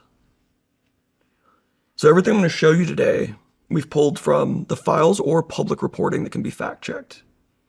All of this can be fact-checked. Again, this goes back to no half measures. Mm-hmm. We cannot make a claim like this without substantial evidence. Huge risk, reputational risk, goes into making a claim that he left that cell alive. But there's only three options. Either he died from suicide in the cell, he was murdered, or he left the cell alive. And of the three, the one with the fewest problems is that he left the cell alive. Wow. We'll put this up on screen. What else do we got? Where were the stamps to? So I think it's on our website. I think it's Saudi Arabia, France, and one more. But they're documented entry and exit stamps. You can see the countries. I can't recall the third. But what's your website? What's the address? Yeah, it's epsteinisn'tdead.org. And that's we lay easy to out remember. This evidence. Yeah. Epsteinisn'tdead.org. Yeah. Because I was going through this initially out of just pure personal interest. I'm a criminal investigator and lawyer by my background. And I also care deeply about child trafficking. Through my career, this has been a theme of my career. And I have a daughter, and so it hits a little harder for me. Mm-hmm. And I'm looking at the files, and I use large language models to surface the things that are in there that are maybe a little bit harder to find manually. And I'm putting together a timeline, because that's how a criminal investigator typically thinks, is in terms of a timeline. And I start looking at this information, and I think, no way am I arriving at this conclusion. I don't like this conclusion. It's uncomfortable for me. I'm not happy about it. One of the seductive things about conspiracies is how entertaining they are for many people. This is not something that I find particularly fun, but if the evidence continually supports a conclusion, we have to stare at that conclusion in its face and see if it's true. And so I sent this to probably 100 people. And I was like, guys, fact check me on this. Sanity check me on all this. Am I crazy? And I sent to people and they were like, bro, you put all this together? Yeah, this is something here. And I think that we make a compelling case for it. And if he left that cell alive, it demands the country, Congress, the DOJ, to reckon with that and take it seriously. I think we know the DOJ and Congress is definitely not going to take it seriously. That's what I'm afraid of, too. And maybe not this administration, maybe not this batch of Congress people, but the American people aren't going to let this one go. You don't think so? I don't think so. They can't. Because think about what it means if we give up on this one. If we give up on a child trafficker brought kids to an island to serve them to the world's elite, killed them, ate them, and used that as leverage to get a stranglehold on our democracy. If we let that go, just give it all up. All of it. What does any of it matter anymore? If we let this one go, none of it matters anymore. And I think the American people intuitively feel this. I think they intuitively feel something's wrong, but they can't quite put words on it. And that's what we tried to do. It's really, here's what you feel is wrong. Here's what it is. And so we lay it out and make the case for him leaving that cell alive being the option that has the fewest problems of the three.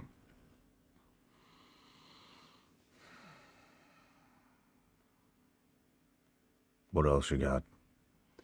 So follow the money. Before he dies, 2 days before he dies, he executes a new will and trust that moves $577 million into a new legal vehicle that I would structure this way if I was about to fake my death. So he meets with his lawyers up to 12 hours a day while he's in prison. And the outcome of this is the creation of the 1953 trust, where all of his assets that are known are moved into this trust. And this accomplishes two things at the same time. The first thing it does is it makes it very difficult to ascertain the beneficiaries of this money. So trust can be created in such a way that the beneficiaries of that are not accessible to the public. And so it would allow him to access this money and these assets in a roundabout way through shell companies and through having estate planning that supports the complexity needed to access this money later. The second thing it does is it prevents any of his assets from going through probate, which would also make this public in the probate process. He restructures his entire estate 2 days before he dies. Now, is this complex estate planning for someone who's like, you know what, I'm about to end my life and I feel like I need to put everything into the right place at the right time for all my money? Or is it estate planning for someone who wants to get access to those assets after they're out of jail? And I think that the way that I read it is someone who's suicidal, who really is about to kill themselves. And I don't believe he was like that because he was so obsessed with immortality. He was so obsessed with health and all kinds of sort of fringe things about continuing his life onward. Mm-hmm. And he was probably, like all billionaires and sex traffickers, have some ego. And he's already got a sweetheart deal in 2007. So there's some hubris there. I can't reconcile that with someone creating a will and trust who's about to kill themselves. It doesn't sit right. It seems more likely that that complex estate planning is in preparation for accessing those assets after he's out. I mean, a lot of people also think that he was given a choice. Meaning you kill yourself or we're going to do it kind of thing. Mm-hmm. If he died in that cell,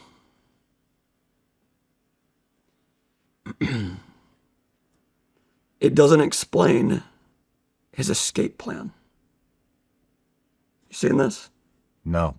There's an escape plan? Yeah. So you're a Get SEAL. the fuck out of You here. tell me if this is an evasion plan. I'm gonna hand you this. I'm doing this out of order a little bit, but be all right. You went through SEER, right? I didn't. Oh no. Nope. Well, you're familiar. I evaded out of that one. You're evading that. So my partner Alex, smart guy, and he looked at this. I called it an escape plan, and he rightly corrected me. He said, "No, man, this is an evasion plan." So I'm going to give you context for this document that you're holding. This is the smoking gun for me. This is the single piece of evidence that gives me the confidence to have this conversation with you right now. You're looking at two notes, there's 2 pages here, of legal paper that were found in his cell after his alleged death. Most people are not talking about this at all. Very little conversation is happening about these documents, and it is astonishing to me. This is an escape plan. So keep in mind what just happened. He just restructured his estate and has set himself up to have access after he leaves. And then 2 days later, he allegedly dies, and this is recovered from his cell. So what you're looking at, some of it's illegible. And so I'm not going to speculate about the things that I can't read because his handwriting was atrocious. It was super inconsiderate of him to have terrible handwriting and make me have to figure this out later on. But I'm going to draw attention to some of the things here that really stand out. And the first is, do you see in the middle top of the page where red notice is underlined multiple times? Mm-hmm. A red notice is an Interpol notice that goes out to worldwide policing agencies for a fugitive. So why is a guy about to kill himself concerned about red notices? This is again on legal paper. So I don't know this for sure, but this was potentially furnished to him by his lawyers who carry legal paper.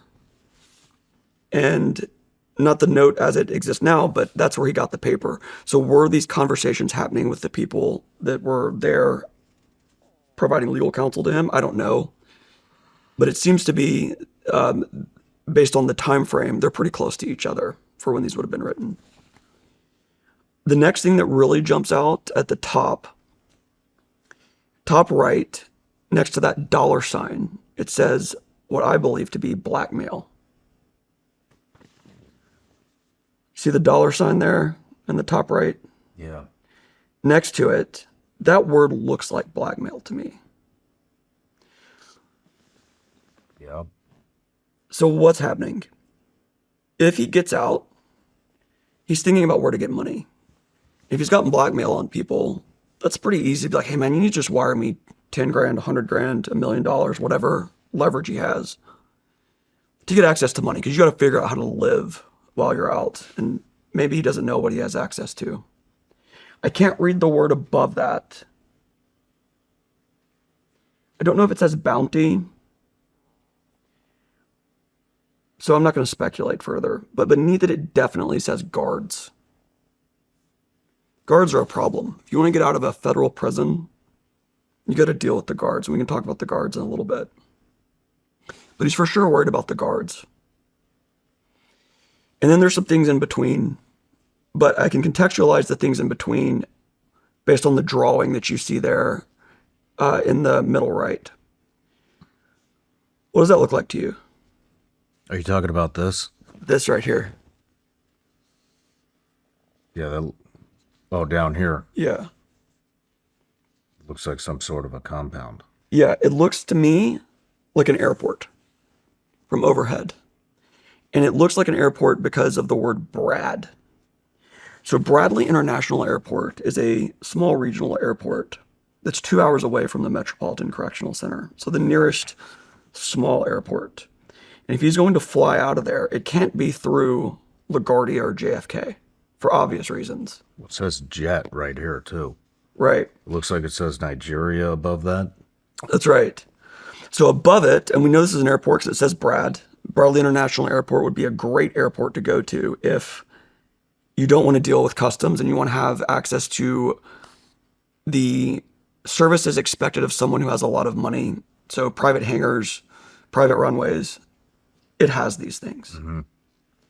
And above it, it says, I can't tell what the middle word is. So it either says jet versus prop or jet US prop. So that could either be, this is a jet or it's a prop plane. What kind of vehicle are we in here? Or it could be jet US property.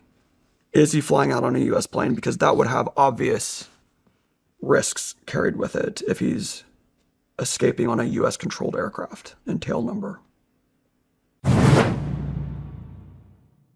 A lot of guys think getting healthier means adding more and more things to the routine. More supplements, more tracking, more protocols, more complicated systems. But the older I get, the more I think it comes down to getting the fundamentals right and supporting your body at the source. And that's why I've been using Armora Colostrum. Armora Colostrum is a bioactive whole food with over 400 bioactive nutrients that help support gut health, strengthen immune health, fuel performance, and support overall vitality. Colostrum works at the cellular level, so you're supporting the systems your body already relies on every day. I've been using Armora Colostrum, and I've noticed a difference in how I feel overall, especially with recovery and feeling stronger through demanding weeks. It's pure, potent, natural, and clean. It's also physician-founded, which I like because this is something I'm putting into my body every day. And I want it to come from a brand that takes the science seriously. We've worked out a special offer for my audience. Receive 30% off your first subscription order. Go to armora.com/SRS or enter SRS to get 30% off your first subscription order. That's armra.com/SRS.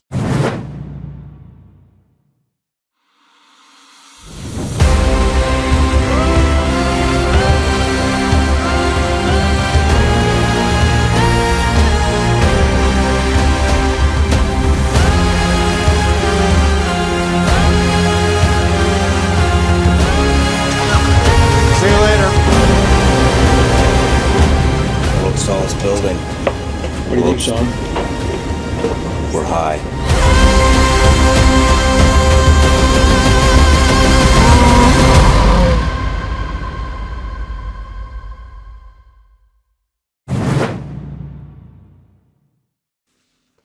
And then where's he going? Who was in office when he committed suicide? It was Trump in office then, Weird. right? That's so weird. Yeah. Who would have thought? Yeah. I think it goes all the way to the top. So where does he go?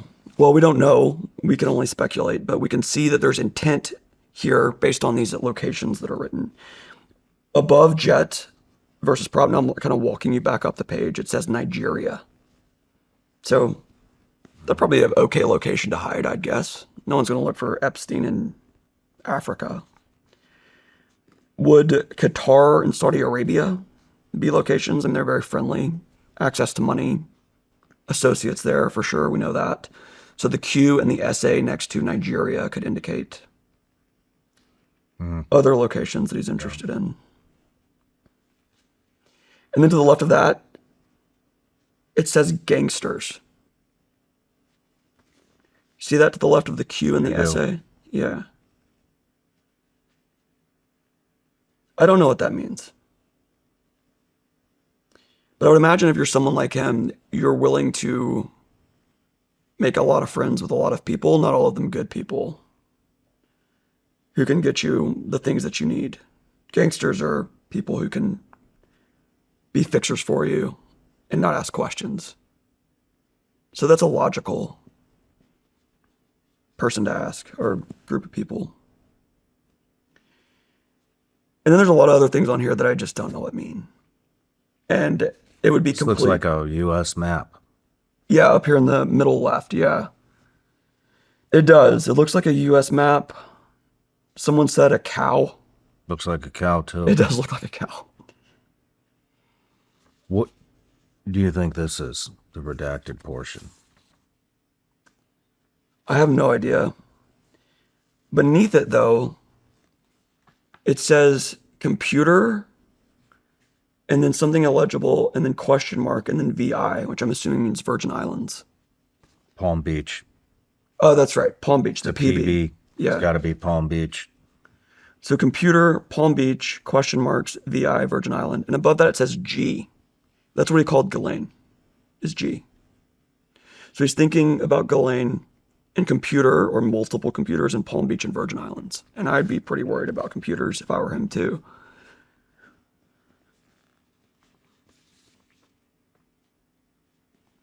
It also, there's one piece on here that looks like LSR up near the travel part. My best guess on that, and I'm not willing to guess on many of these if I don't feel confident, but LSR seems to be last stop routes.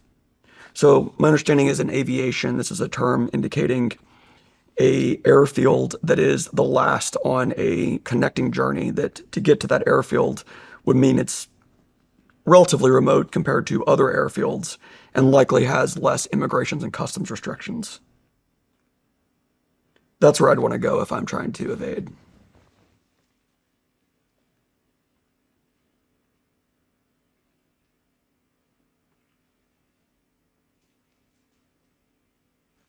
What do you think is under LSN?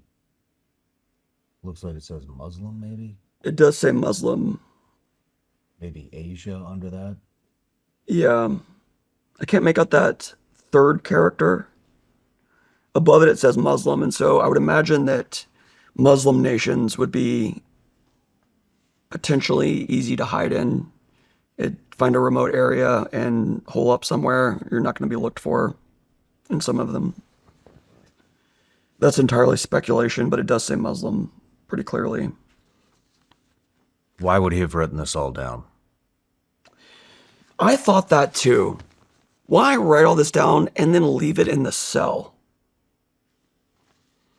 Why leave your escape plan in your cell? And then I remembered, oh, Epstein and his associates were talking over Gmail about raping and eating kids. His OPSEC was bad. He didn't give a damn about any of his OPSEC, about any of this over Gmail. And being in the government, we both know you can't talk about anything over anything or someone's going to suck up those comms. He has decades of not caring. And he leaves this behind. Someone's going to sanitize this cell. He's got people that do this for him. My best guess is there's some hubris here, some pride, and that whoever's redacting these things didn't know what they were looking at, or they did know what they were looking at, and our institutions are not homogenous, meaning that some federal agent or lawyer looked at this, redacted only what was absolutely required, and allowed us to piece this together. I hope that's the case. Because these people that are performing these redactions took the oaths that you and I did to support and defend the Constitution against enemies, foreign and domestic. Yeah. Even when they come from inside the house. Everybody's just doing their job, right? Yeah. That's the excuse. Excuse. It's always the excuse. I'm just doing my job. Fuck you. Yeah. And they have to reckon with that. And there's some that have resigned. And I admire that courage. Because here's the sinister nature of this whole scheme. You can't whistleblow on this and bring out the actual best evidence. Because it's illegal, 1, for classified, 2, for child sexual abuse material. If you transmit that to a reporter, you've just earned yourself a strict liability offense, where they don't care what your intent was. You're going to jail. Yeah. The old two-tier justice system. Real quick on this one, let me show you page 2. Shit. This is the real zinger. Great. So the top of page 2, he's complaining about something. I don't know. He had a bad day. He got locked in to the shower or something. I think that's absolutely hilarious. I imagine him sitting in that cell and just, dear diary, I had a bad day. Like he's pretty upset. If you flip it over, this second from the top line says jail out equals 10. And he allegedly died in that cell on August 10th, 2019. He had foreknowledge of the day that he's getting out. So what you're left with, and this is the smoking gun, is you have a escape plan written by a person who knows they're going to be a fugitive about where the nearest airport is, what considerations to avoid, how to get money, and foreknowledge of the day that they're going to leave that cell. This is an evasion plan. Wow. You might be right.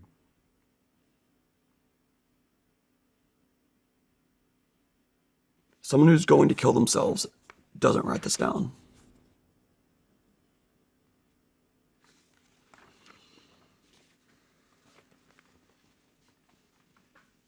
Shit.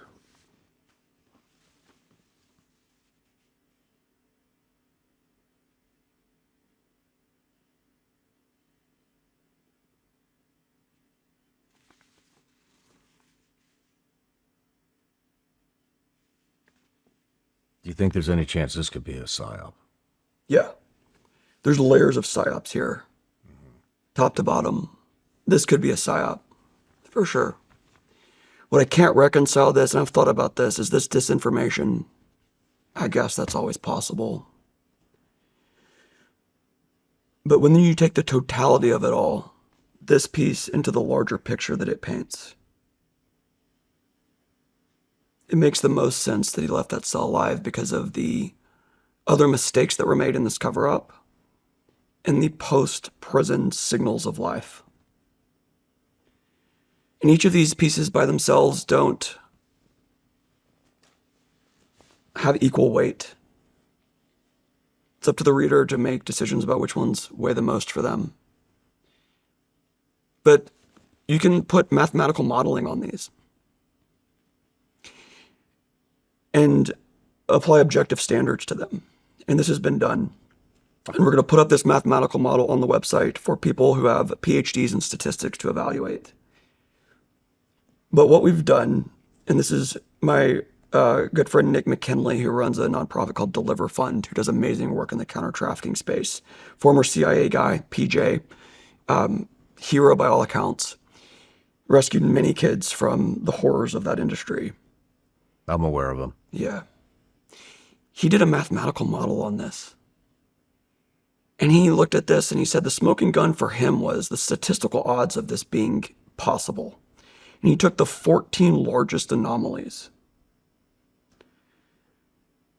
You can group those into cameras, guards, and protocols. For the cameras, we know, again, all this can be fact-checked. Some of them just straight up went down. Just like, not were working at all. Some of them did work, but then the footage is just missing. We just don't know what happened to it. Epstein's cellmate lawyers tried to get this footage and it's just file not found. Of the ones that were working, we have a missing minute of footage. Gone. Just not there. I know, man. I know. I think And then you have, of the footage that we got, the supposedly raw footage, Wired showed that Wired magazine showed that Adobe Premiere Pro edited that raw footage. Take those anomalies and compound them with the guards, who were every 30 minutes supposed to check on him, and they didn't. They fell asleep. They were browsing the internet, shopping online. And then the protocol of him not having a roommate, despite trying to commit suicide, allegedly, and despite the Department of Psychology at the prison, who sends out an email to 70 people, including the warden, saying that this guy needs to have a roommate, and nothing was done. And so now you have a guy in jail who has no guards watching him, no roommate, cameras go down, and is in the prime position for extraction. The odds of this, all of these failures happening concurrently,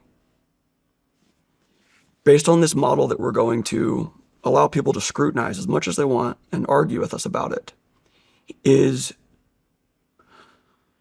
1 let's see if I get this right. 1 in 5 times 10 to the 30th power. Those numbers are meaningless to me unless I can put them into an actual, something that makes sense in my head. And it would be the equivalent of taking a quarter and flipping heads 102 times in a row. Shit. Not happening. And so this moves us away from conjecture and conspiracy forums and into mathematical understanding of the odds of this happening. It is effectively impossible, where a mathematician would look at this and say, you've made an assumption wrong, or there's an error in your reasoning. Because if this is what the odds show, this is impossible. He was left in that cell in the prime position for extraction.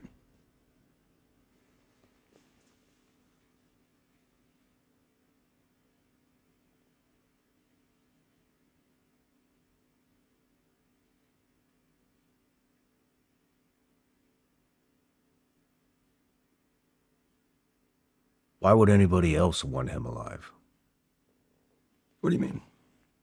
Well, let's say he was working for the Rothschilds like he says he was. Do you think they would want him alive?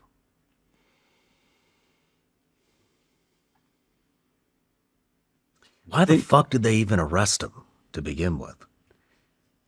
From the get-go, it was a cleanup job. It happened twice, so he wasn't probably worried about it. It happened once before in Palm Beach, and he got a sweetheart deal. Mm-hmm. Which is a whole nother rabbit trail that's just astonishing to me. But I mean, a guy this connected, right? You know what I mean? This connected. Yeah. Why would they even, how would he even get booked to jail anyways? Why would they even have a case on him? Don't you think somebody would have pulled him off? I think our DOJ and FBI are not homogenous. I think the leverage starts at the top, but there are men and women who took that oath and take it seriously in our organizations. I know, but I'm just saying, you know as well as I do, lots of investigations, domestic, overseas, lots of investigations have been, stopped for whatever reason. Hey, we're pulling you off this. Yeah. Why wouldn't somebody just get pulled off? It certainly would have been very high profile, right? So it's going to go through layers of review. And I think it's going to depend on where this octopus of stranglehold and all of its legs have wrapped itself around someone who could make that call. It's not a perfect cover-up. They've made mistakes. They're humans. They're not all-powerful, and I refuse to think that the corruption runs complete through our institutions. Maybe one day it will, but I don't think it does right now. What do you mean by that? Meaning that if the corruption were complete, then everyone on our institutions would be Team Epstein. You don't feel like they are? I feel at the top it looks That's that kind of way. what I mean. That, to me, that means complete. Based on leadership. Yeah, if the leadership in every one of our institutions is all beating the same drum, nothing's going to get accomplished. We're seeing that, right? Yeah. You can only do so much, and then when you get yanked off, I'm just doing my job. Yeah. There are clues for this that are interesting to me. For example, Kash Patel sat in this chair and said that he was going to clean it all up. Oh, I burned that chair. I'm just kidding. I'm just kidding. Yeah. But I believed him, and I remarked to my wife at the time, like, that's the politician I believe in. That's awesome. I want that. I was warned before I had him on the show. He was completely full of shit. Yeah. A very good friend of mine, and he was fucking right. Yeah. But you have an optimist in you probably that didn't want to believe that. And I've got that one in me too. The America that I grew up in, and when I look at that flag and what I feel about that flag, I can't let that go. And him sitting here and watching that conversation about what he really means, I wonder if he really meant it, or if when he sat on the House floor and he said there's nothing in those Epstein files and perjured himself. Why? Where's the leverage? Where does it start and how deep does it go? And I just can't believe it goes as deep as the federal agents who took the oath and who go home to their families at night and are not in the spotlight and run their investigations. Some of them maybe. I can't imagine it's all of them. I mean, I don't think it's the lower level guys, probably not even the mid tier, probably not even all the way to the top tier. But I think the top tier fucking knows. Yeah, that's my read on it too. I know those guys, man. I was a federal agent. I got tons of friends that are feds. They're good people. But some of them are looking at this information and saying, yeah, I'll redact that. I'll redact that. I'll redact that. And at some point, they're complicit in this cover-up. Because it is a cover-up. Oh, yeah. Oh, yeah.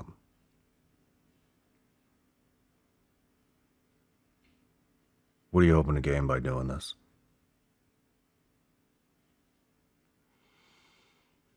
We started Closed Horizon out of the belief that America's in an epistemological crisis. Epistemology being the study of how you know the things that you know. What is truth?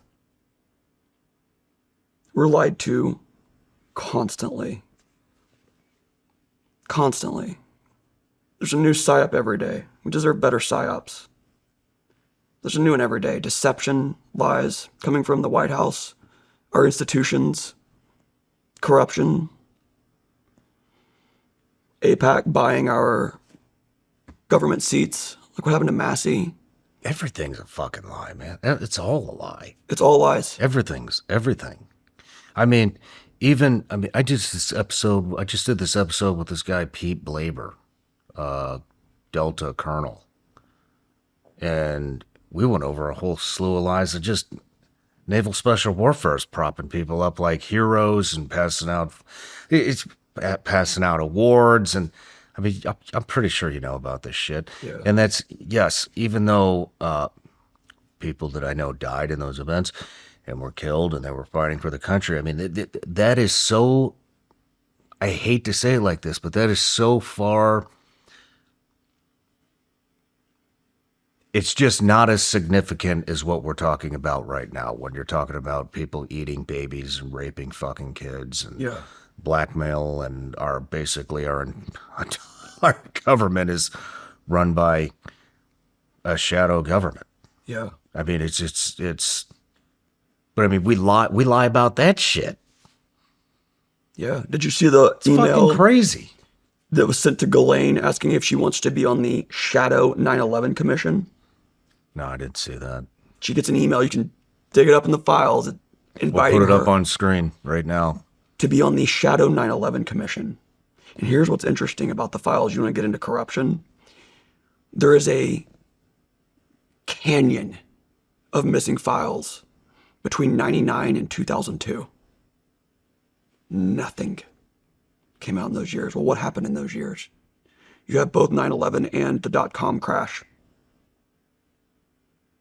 Major events that shaped the next decades of history. What's being hidden there?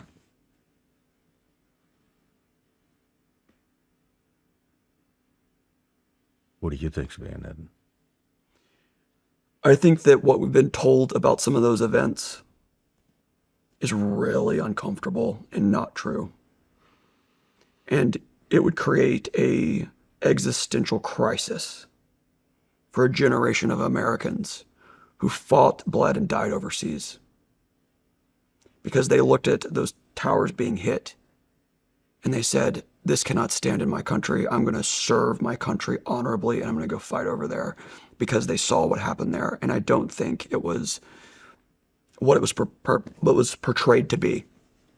And I think that canyon of files, if it ever comes out, will show this. Do you think the files even still exist? That's a good question.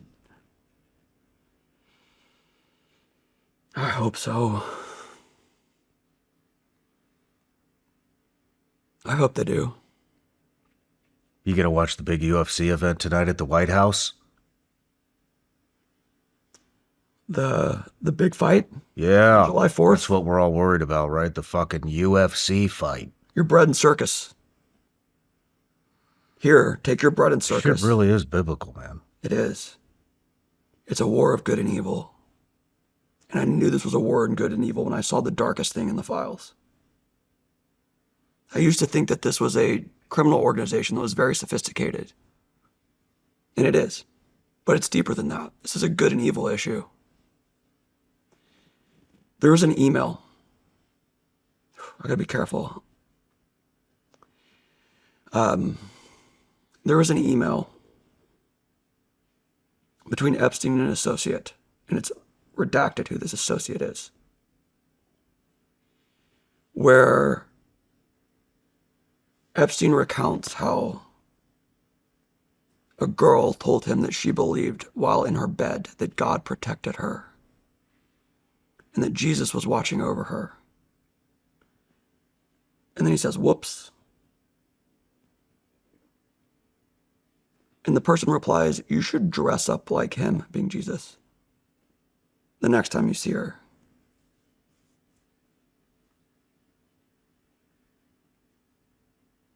We don't wrestle against flesh and blood. This is deeper. This is a war of good and evil, of truth, of secret keepers and truth seekers.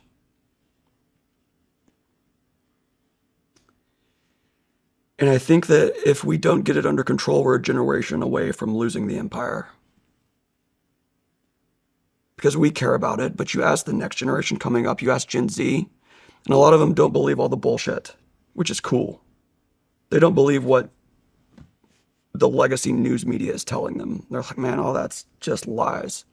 But the problem is you extend that worldview into belief about our institutions.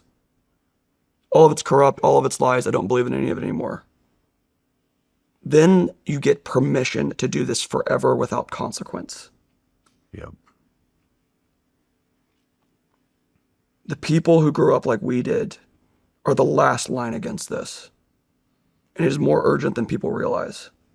Because once you get into the next generation, we give up on this,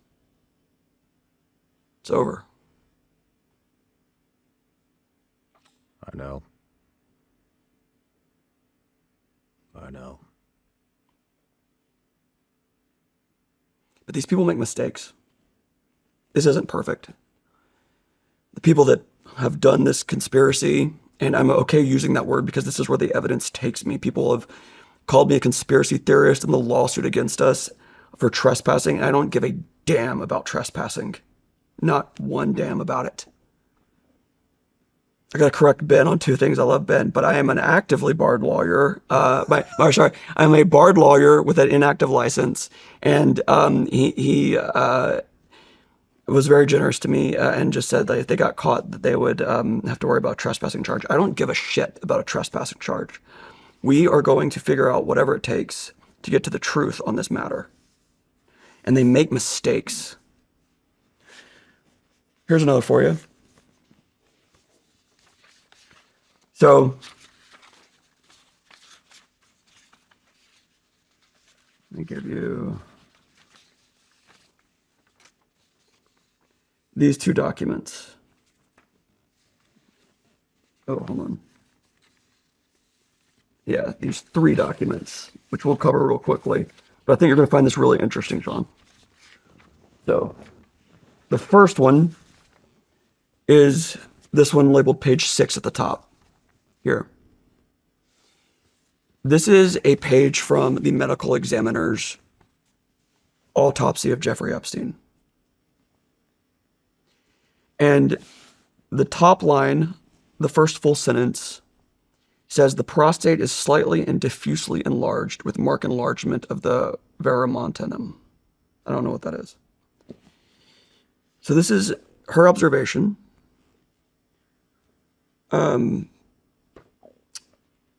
Medical examiner, official autopsy for Jeffrey Epstein, that he does have a prostate. This next line, this is just kind of an aside. It's not relevant to the evidence here. It's just really embarrassing. It says the testes are unremarkable. I don't know that I'd want that in my autopsy.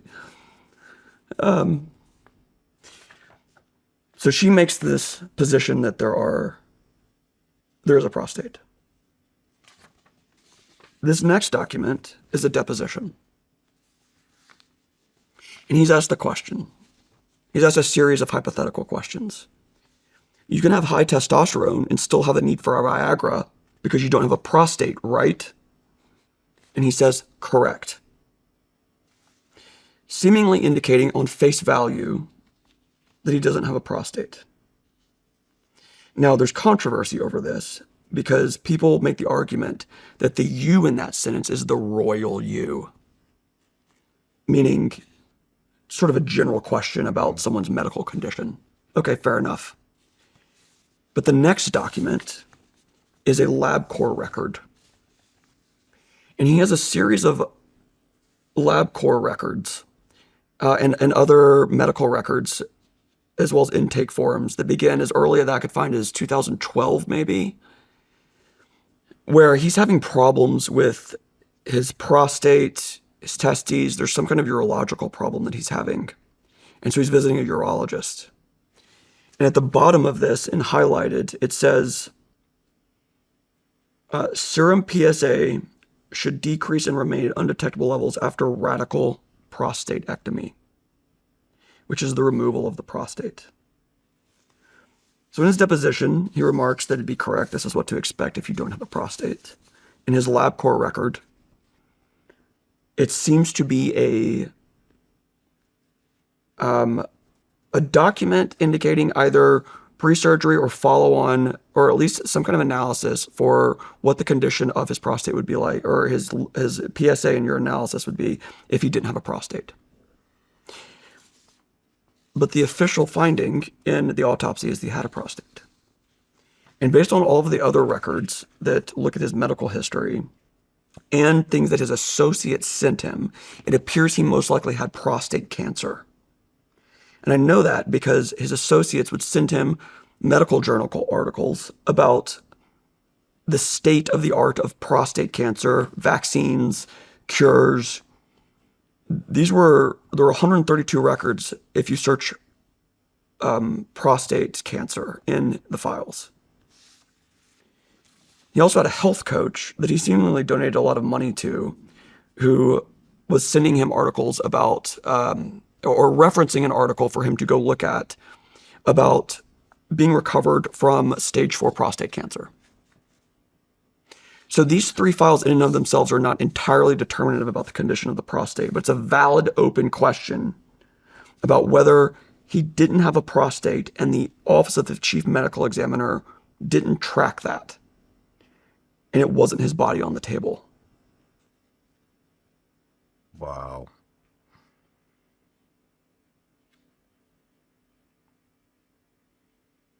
Detractors of this theory make the comment that this bottom paragraph is boilerplate language on a LabCorp record. Fair enough, but he's still being evaluated for what his level should look like following a radical prostatectomy. And prostate cancer is occurring many times throughout the files. So I'm not going to say that it's completely determinative, but it's a very open, valid question about if they made a mistake here. Mm-hmm. What we do know is that he had a body double of some kind. Say that again? We do know that the FBI's own memo showed that they pushed out a body for the media to see that was covered in boxes and blankets to divert them away from following it as it moved away from the Metropolitan Correctional Center. We know that for sure, 100%. There's a memo showing that they pulled this scheme to trick the media, basically, when it came out. But weirdly, the New York Post was there to take photos. And so what they did is, as the gurney came out, took photos of this alleged body on the gurney.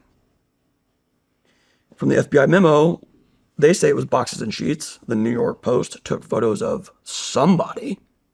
And we know that because we have those photos.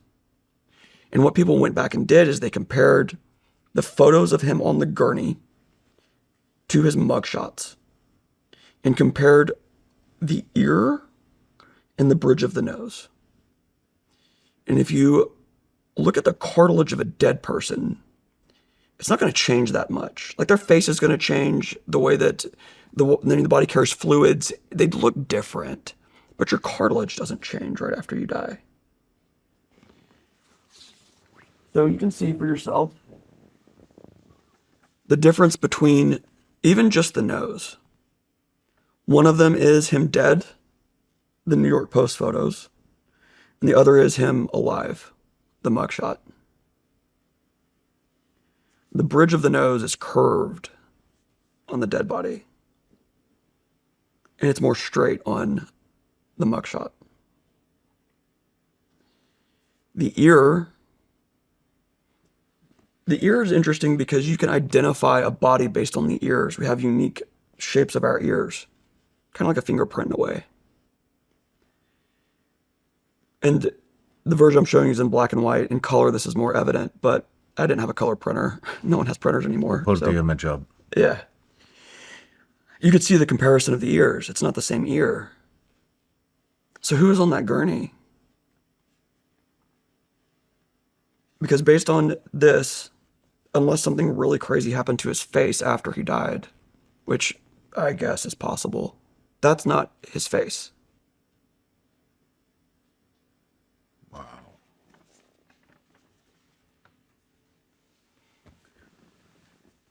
Yeah, that is completely different. It's a different guy.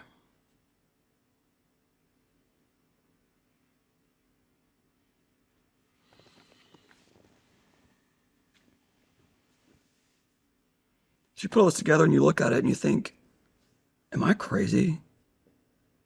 The whole thing makes you think you're crazy. It does. It makes you think you're from crazy. the beginning. And if you vocalize what you're thinking, the institutions, the administration will all label you crazy, Yeah.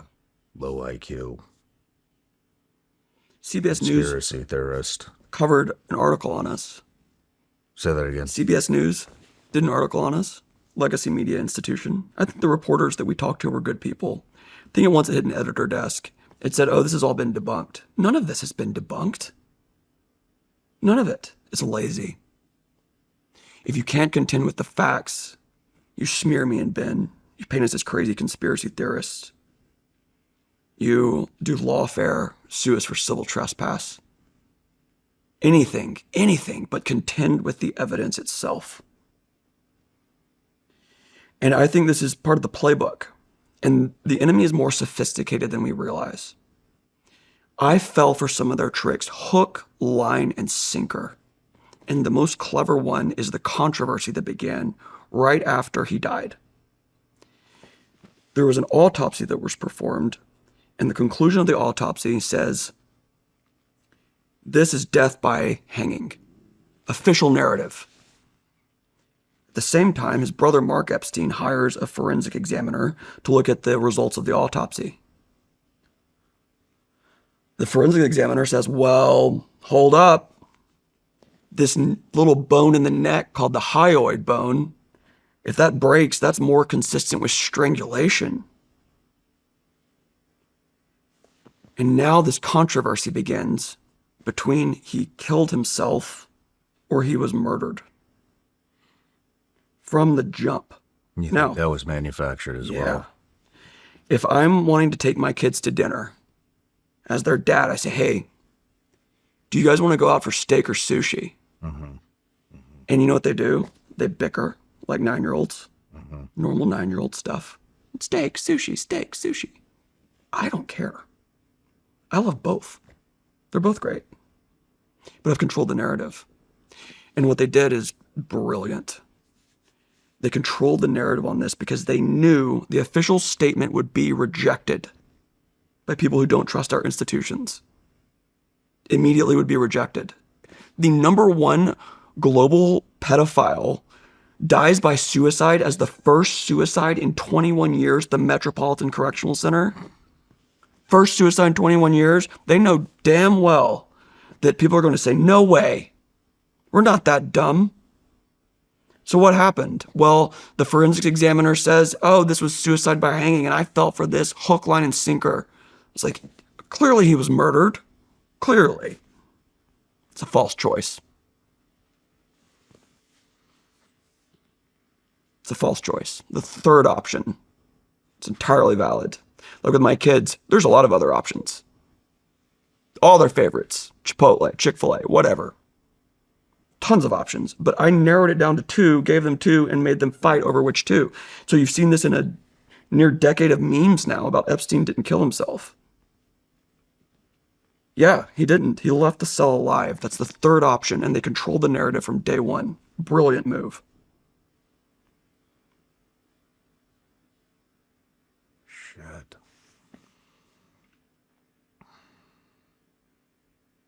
How much more do you have to look through? There are some post-life signals that are interesting. You brought up the Fortnite one. I am not convinced that the official Fortnite position is anything but part of the cover-up. I could be wrong. I'm not going to hold on to that one too tight. Maybe. He had another gaming account that went live called War Thunder under the email that he had. I don't know anything about War Thunder, but the email he had, jeevacation@gmail.com, I believe it is. There's receipts and things like that. There's activity on that email afterwards. That's very interesting. If everyone thinks you're dead, what do you care if you use the same email? Your files aren't coming out. No one has access to your Gmail. So those are intriguing. And then the most intriguing for me is there's a YouTuber named Rusty Shackelford. And he flew a drone over Little St. James. And he got like 2 hours of footage. 4K, it looks like. Great resolution. And as he flies around, he brings the drone over roughly the middle of the island-ish. And there's some side-by-sides sitting there. And the drone is positioned above these side-by-sides.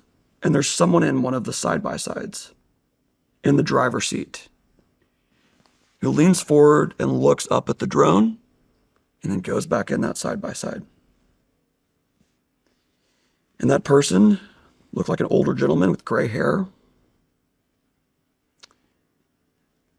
that met my threshold of this should be looked at. This is post-death. And let me tell you something about that island because I've been to it. If you wanted to hide somewhere, these intelligence people will hide in plain sight. It wouldn't be a bad option, especially if you have to clean up some loose ends with your computers or technical infrastructure. No one's going to think you're alive. And even if I came forward and I said, he's alive and he's on that island, people would laugh at me. No way, man. No way. So it's not an unsafe place, particularly because you can stay there with extreme privacy. And the only way that you wouldn't have privacy is if someone has an aerial shot of you, which seems really unlikely, but this guy did. He flew this drone over, and you can watch this footage on Rumble. It's been taken down all over the internet, but it's still up on Rumble as of today. Who knows if it'll still be up, but I'm sure people have preserved it. You can look and make your own decision. This is post-death and pre-AI, which meets our criteria. If it's after he died and before the introduction of large language models, which can edit images, all right, we'll put that in. So you take all of these now in totality, from the passport to the conditions in the jail cell, the trust, the escape plan, the condition of the body when he is wheeled out on the gurney, and walk your way all the way down. And then post-life signals that carry some weight. The option with the fewest problems of the 3 is that he left that cell alive. And he left that cell alive. We want proof of life. Do you think you'll ever find out? We're going to try. And here's how we're going to do it, and are doing it. So Alex, my co-founder, and I work for Rewards for Justice. It's the federal government's rewards program for information about the who's who in the national security world of bad guys. It's a very effective program. They put out $5 million for Bob Bad Guy. Say that you're took a different path in life and you're Shawn Ryan and you run a terrorist network. And everyone that's in your staff here It's part of your terrorist network. And then you wake up one day and you see on the news that there's $5 million reward for information about the location of Shawn Ryan. What are you worried about?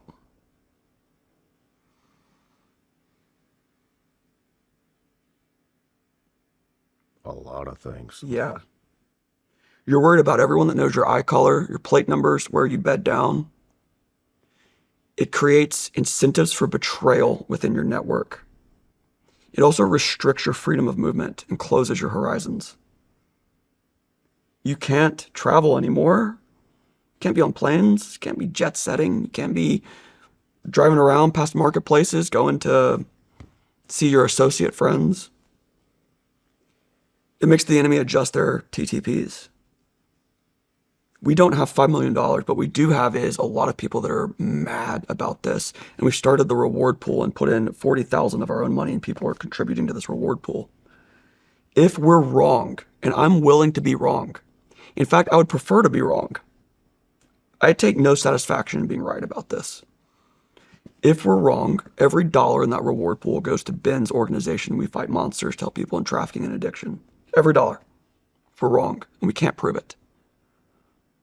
But if we're right, that reward pool will grow and grow year over year as a long-term commitment to justice and truth. Incentivize people to come forward.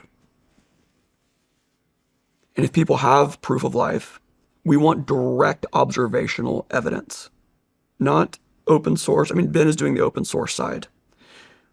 My human collection side wants direct observational evidence. I was his driver. I was his gardener. I was his plastic surgeon. Those people, because his associates aren't going to care. Say we get it to $1 million.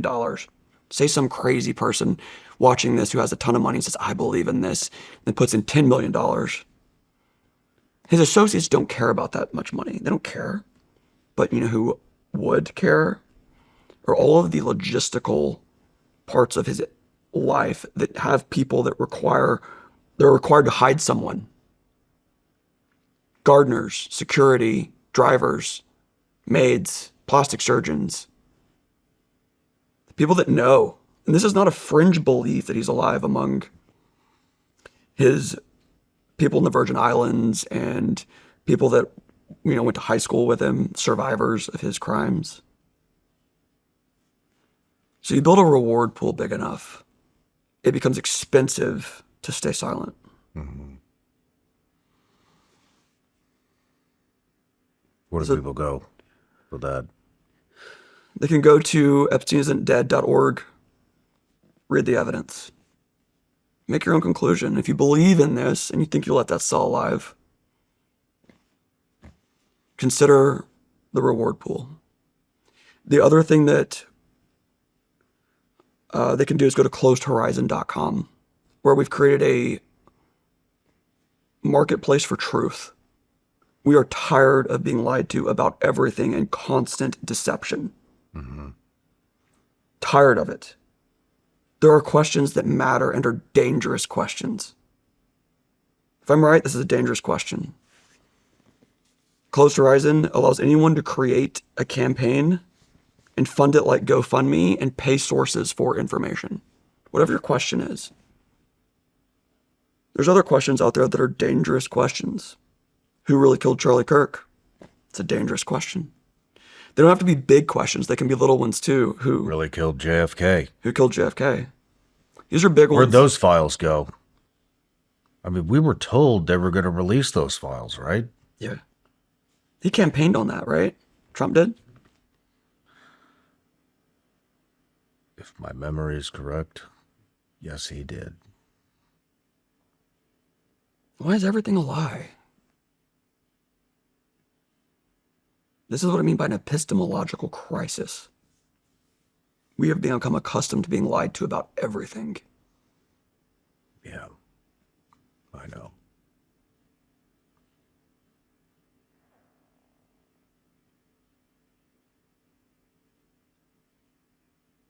Well, I hope you get to the bottom of this. That's some pretty compelling evidence that you've got there. We're not willing to give up on it. Can't, man. You can't give up on this one. Can't. What's next for you guys?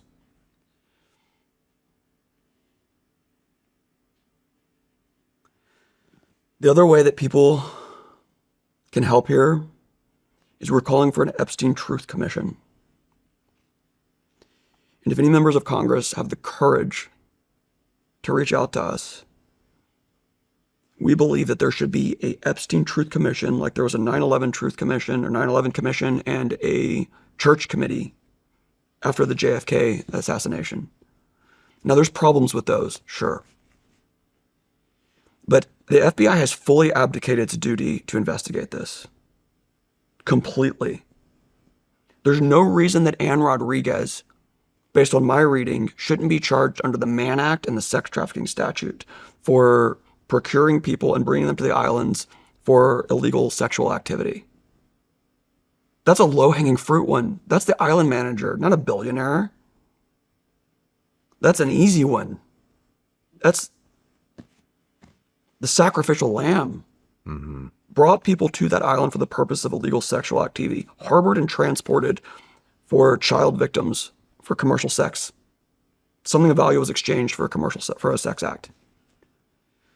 So if there's no FBI and DOJ who's willing to do this in this administration, we need a long-term commitment to justice from our federal government. I'm still trying to figure out how somebody gets arrested for sex trafficking when there's... Who'd he traffic to? To nobody, Shawn. Ghislaine and Epstein didn't traffic them to anybody. Believe that and go back to bread and circus. I can't wait for that UFC fight. Let's tonight. go, I bet baby. it's going to be a real good one. Yeah. The stakes are high. And I think people have to wake up to that. Man. Well, Ryan, I really appreciate what you're doing, man. Thanks for coming in. I have something for you. Oh, shit. What? I got... Ben gave you the We Fight Monsters flag. This is the Closed Horizon flag that we brought to the island. So, you got two. Oh, man. Thank you. That's our logo is a reticle and the north compass, a compass with the north indicated. Love it. Truth. Gotta find truth. I have another gift for you. My understanding is you were reading the Stoics, is that right? Mm-hmm. Who's your favorite? Marcus Aurelius. Marcus Aurelius. The OG Stoic. That's right. My interview yesterday was about this. Yeah? Yeah. He's made a generational impact on the lives of men. Be like the promontory upon which the waves continually crash while they're lulled to sleep at your feet. That's how a man should be. And you're one of those men. And this is a Roman denarius with the depiction of Marcus Aurelius on it. Oh, damn. And I give that to you as a fellow truth seeker. You have the courage to say things here that other people won't say. It was given to me by a truth seeker. I pass it to you as a truth seeker that is saying things that other people are afraid to say, won't say, that matter. And maybe one day you'll pass it along to another truth seeker and you'll have a long legacy of truth seekers who have owned that coin. I will. Thank you, man. Ryan, I wish you the best of luck, and if you come across anything else, let me know. I'd love to have you and Ben and anybody else back that's in on this. We'd love to come back. All right, brother. God bless. Thanks, Shawn. Cheers.